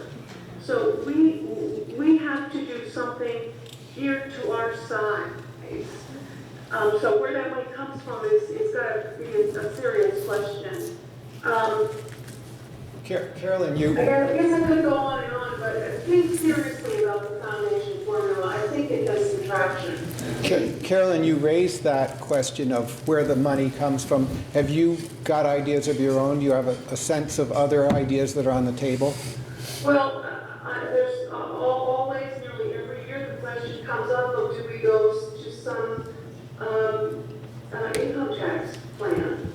The problem with income tax in Vermont is that we are a very small state. We have very few really wealthy people, and finding all that money, especially enough money for the ed fund, is going to be difficult. One thing that's sort of like generating the money would be to stop using the ed fund for things that don't have anything to do with schools. Like subsidizing building plans. The TIF districts use money out of the ed fund. This recent housing thing, which was a great idea. They definitely need to have help to kickstart housing, but the money to start it came out of the ed fund. We've got to stop that. Ways and Means knows how difficult this issue is because there aren't any other pools of money in Vermont that we can use for projects like that. But if we say we're not going to use ed fund money for that stuff anymore, we won't use it. Okay. So there are a lot of angles here to talk about. Thank you. I'll stop. I've gone on too long. Thank you for allowing me to speak. Thank you so much, Carolyn. Sir. There's a P. Bouchard, that's a board member that would. Pierrette Bouchard, board member, would like to say something. Pierrette, you got the floor. Okay, thank you.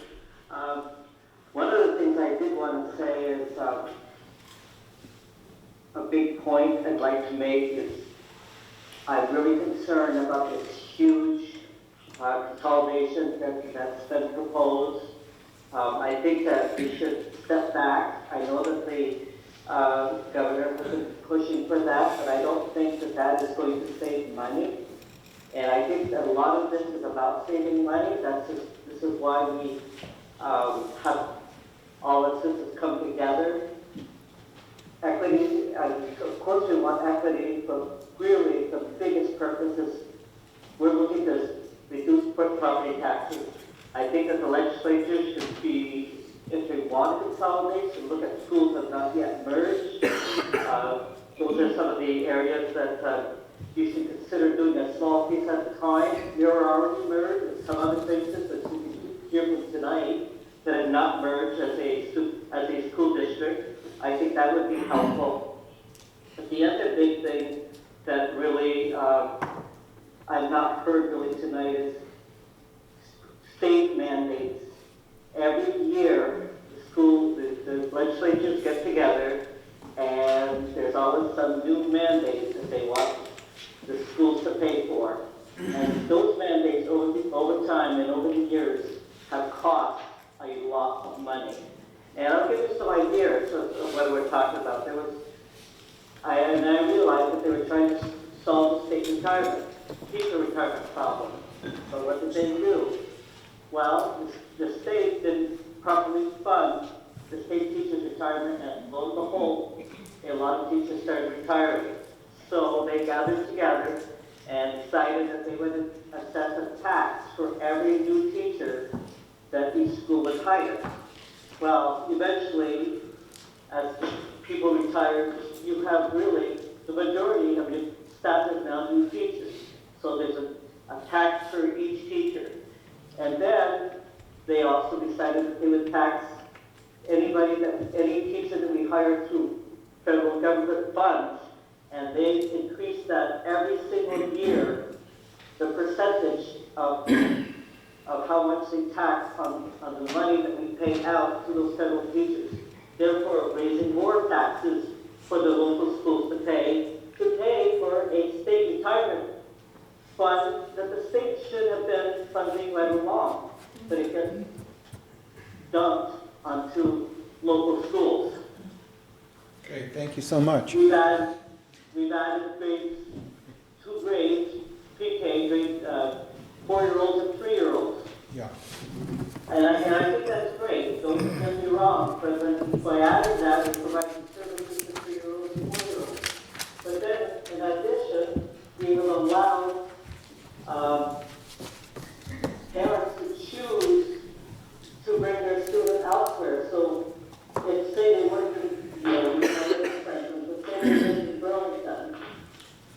They might bring their child with them to Burlington, and then, even though we're offering a preschool program in Franklin for them, we have to pay tuition for that child to go in Burlington. So we're offering really the duplication of dollars. Yeah. Offering the teacher and the school and the tuition.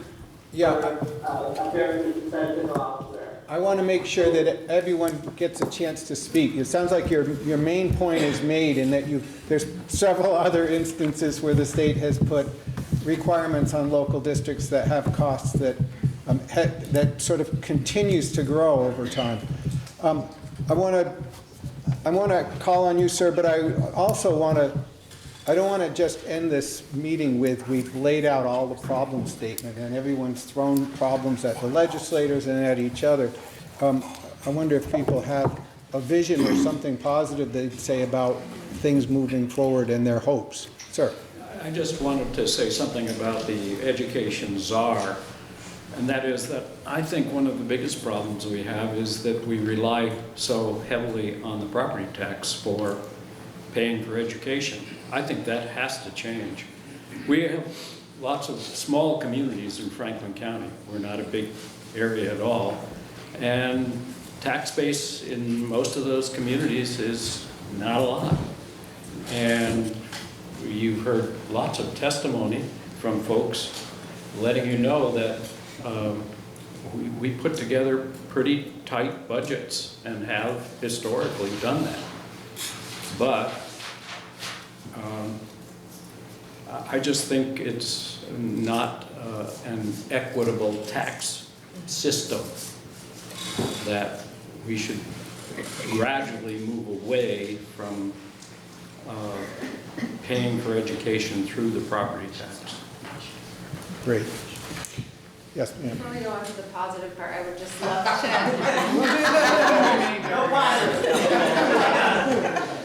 Speaking to all of you, but mostly our reps, Carolyn and Ashley, I just want to reiterate that how we talk about schools and budgets in your discussions on social media and in your work, it does matter, especially when you're representing and discussing small or low spending districts like all of us in this room. So I just want you to keep that in mind when you're out in the community doing your work, that we need your support. Thank you. Other folks that want to? Sure. Mine was sort of in the middle, and it was just sort of highlighting that difference though, that when the conversation happens around budget season, right, like pretty much every school in Franklin County, it's like, I feel like we pay for a lot of what's happening in Chilton. And that, we've made a joke that it's like usually like the week before our budget, the governor comes out and says something like, we'll vote, and we're just like, come on. Couldn't wait 1 week. But like that does actually impact us, especially around town hall day. Like, what is that message? Especially when a lot of us don't have anywhere to go. That's the thing, you know.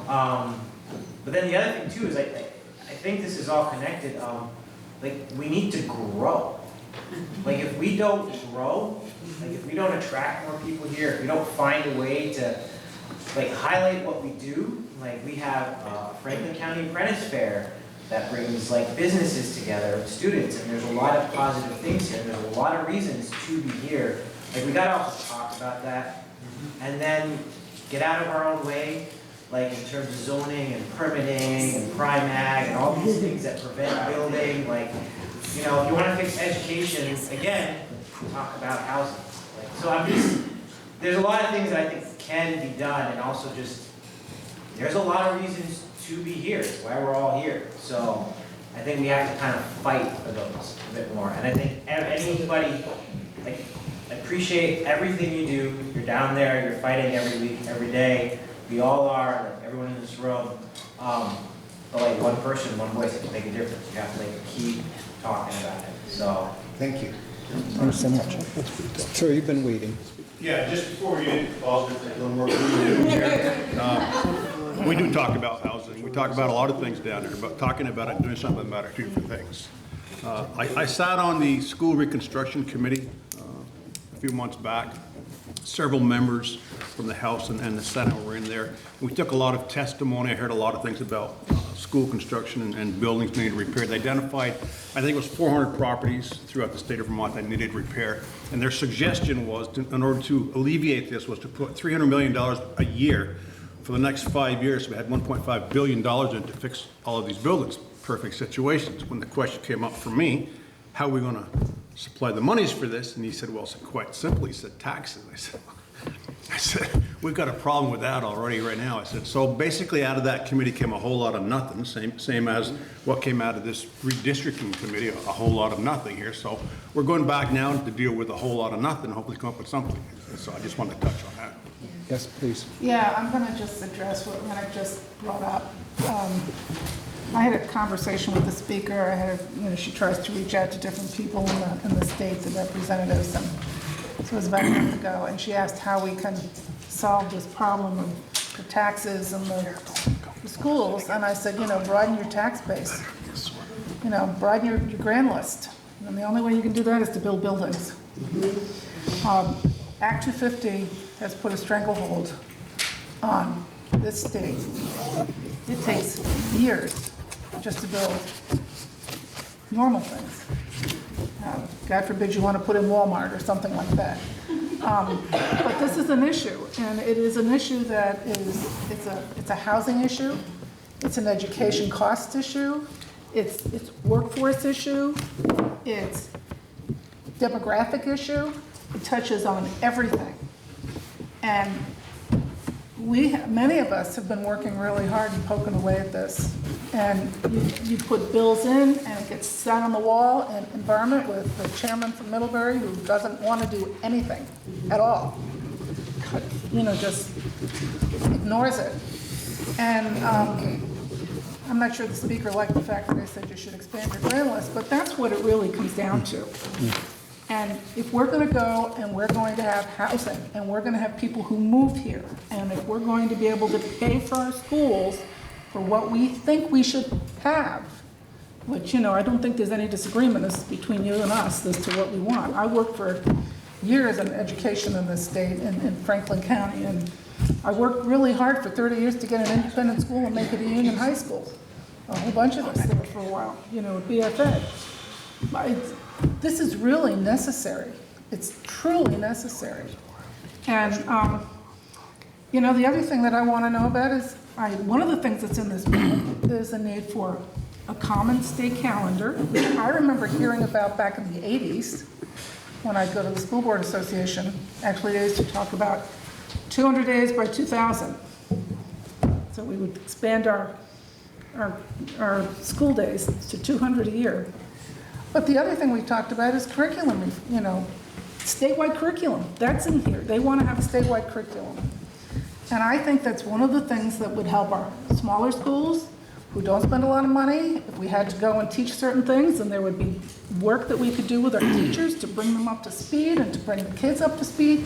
Because in my experience, in doing this for many, many, many years, is the high achievers who have family or teachers or coaches or somebody who mentor them, they do great. And the kids who have special needs get all kinds of attention, either through behavioral interventionist or special education, and we spend a lot of money on that. And we do a lot of things for those students. It's the broad middle kids who get left behind, in my mind. We don't raise them up enough. We don't support them enough. If they don't make any trouble, they just kind of slide through school. And I know that one of the things that we used to talk about at BFA, and we had people come in and talk about it all the time and exercises, and I don't know if you're doing it now. Every child should know somebody in the building, an adult. Every adult should know a child. And they did things where they put all the names of the kids around the library or something, and every adult would have to make a mark if they knew that child well and had talked to that child. And we have advisories that now are supposed to do this. But that's the kind of thing that we need.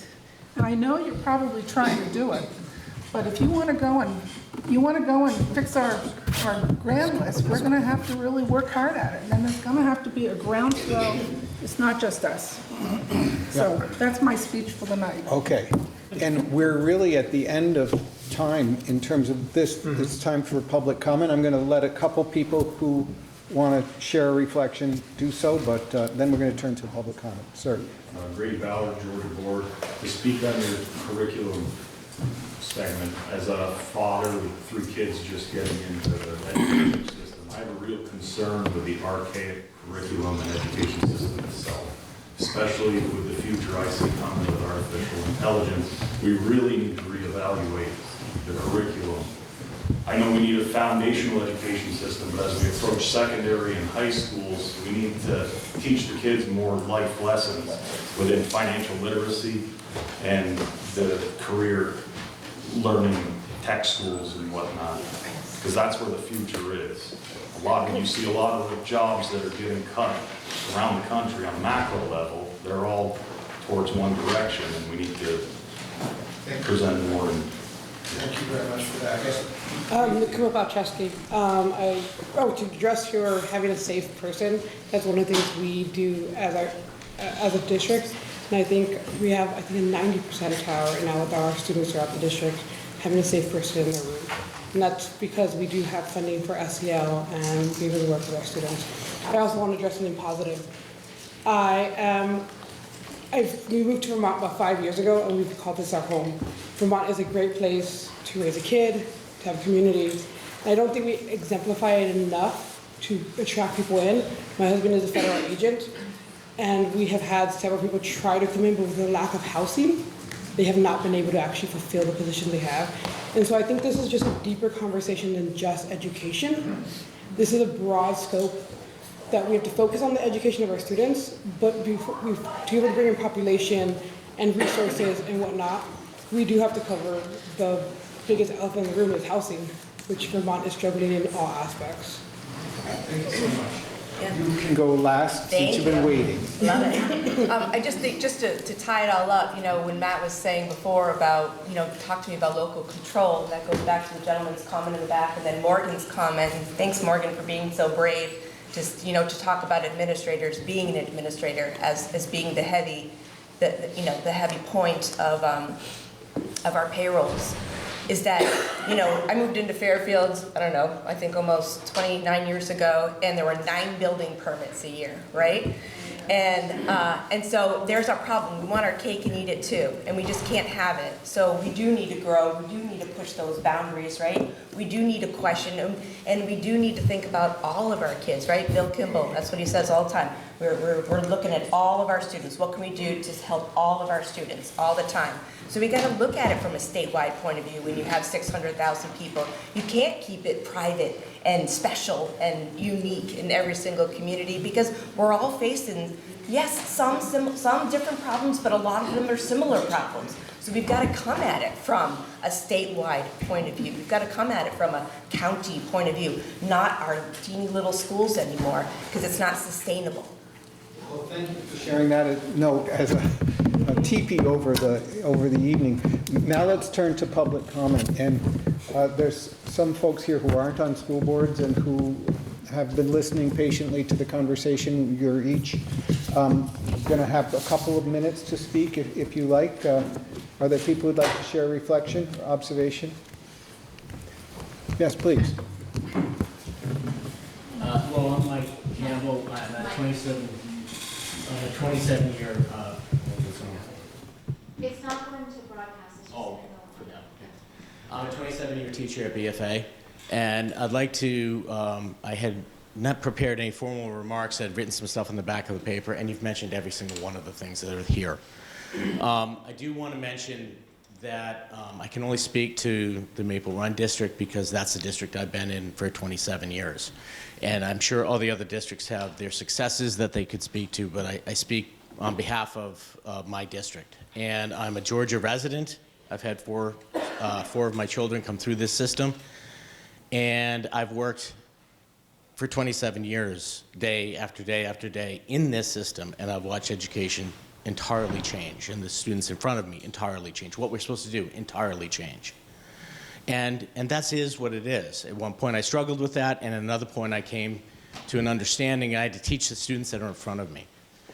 There are a lot of things that have been said here tonight, and I think you need to recognize we have to address the moment we're in now, not what was in the past, what could have happened in the past, but we have to address, and that fundamentally changed my teaching.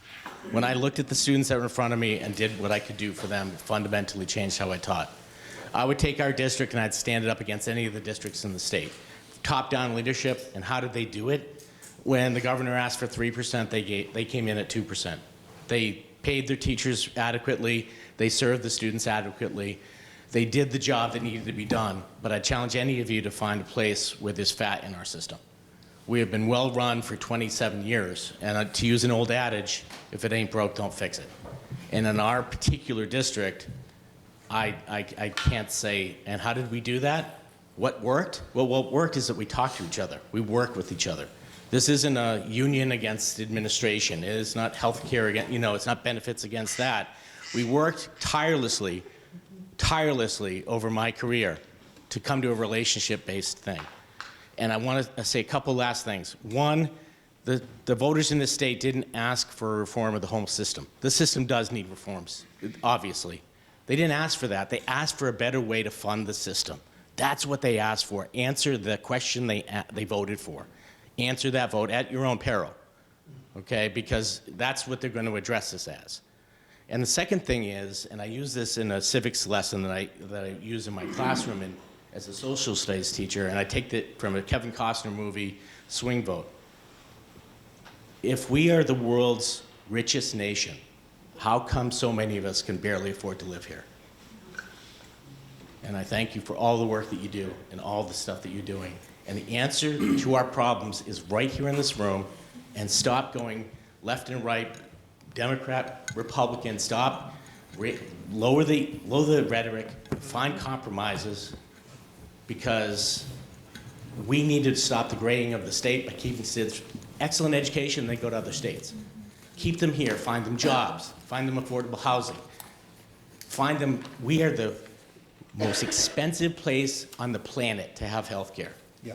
Fix health care, and lastly, keep the quality education that's the foundation of our democracy. Thanks. So, thank you. Appreciate it. Okay. Anyone else from the public want to speak for 2 minutes or so? And when you hear the buzzer, it means your 2 minutes are up. But Okay. I think the model's been set. We're gonna- So I'll give a little positivity first. I'm somebody who left the state. And your name? My name's Amanda. I'm from Fairfield. And I have 2 children in Fairfield Elementary right now, in 1st grade and in 4th grade. I also attended Fairfield as a child and grew up there, born and raised. I left the state, worked outside, and I'm a business owner now in Chittenden County. Came back. So I will say this. I came back for really 2 reasons. My husband and I had a choice between, he's from Jersey and I'm from Vermont. We wanted to be closer to family. One of my biggest ones was, where do I want to raise my kids and where do I want them to be educated? I know Vermont's a good place to educate my children. So I think if you start there, we have good teachers. I have the utmost respect for all of the teachers in Fairfield. I'm also an accountant by trade. So when we start talking about taxes and we talk about, I fully resonate, we need more people. Because you can say, let's raise income taxes. Well, guess what? The people that make the most money, they can leave. The people that get hurt are the people that stay here. And then you lose income resources, okay?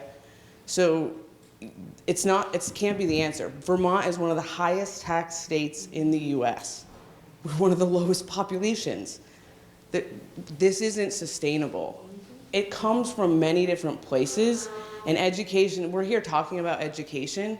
We're funding it through property taxes. We're one of the highest income tax states, and we also have a really high property tax. The solution, we say, is bring people here. Young families don't want to come here. I came home here because I'm from here and I know what I was raised here. I know the benefits.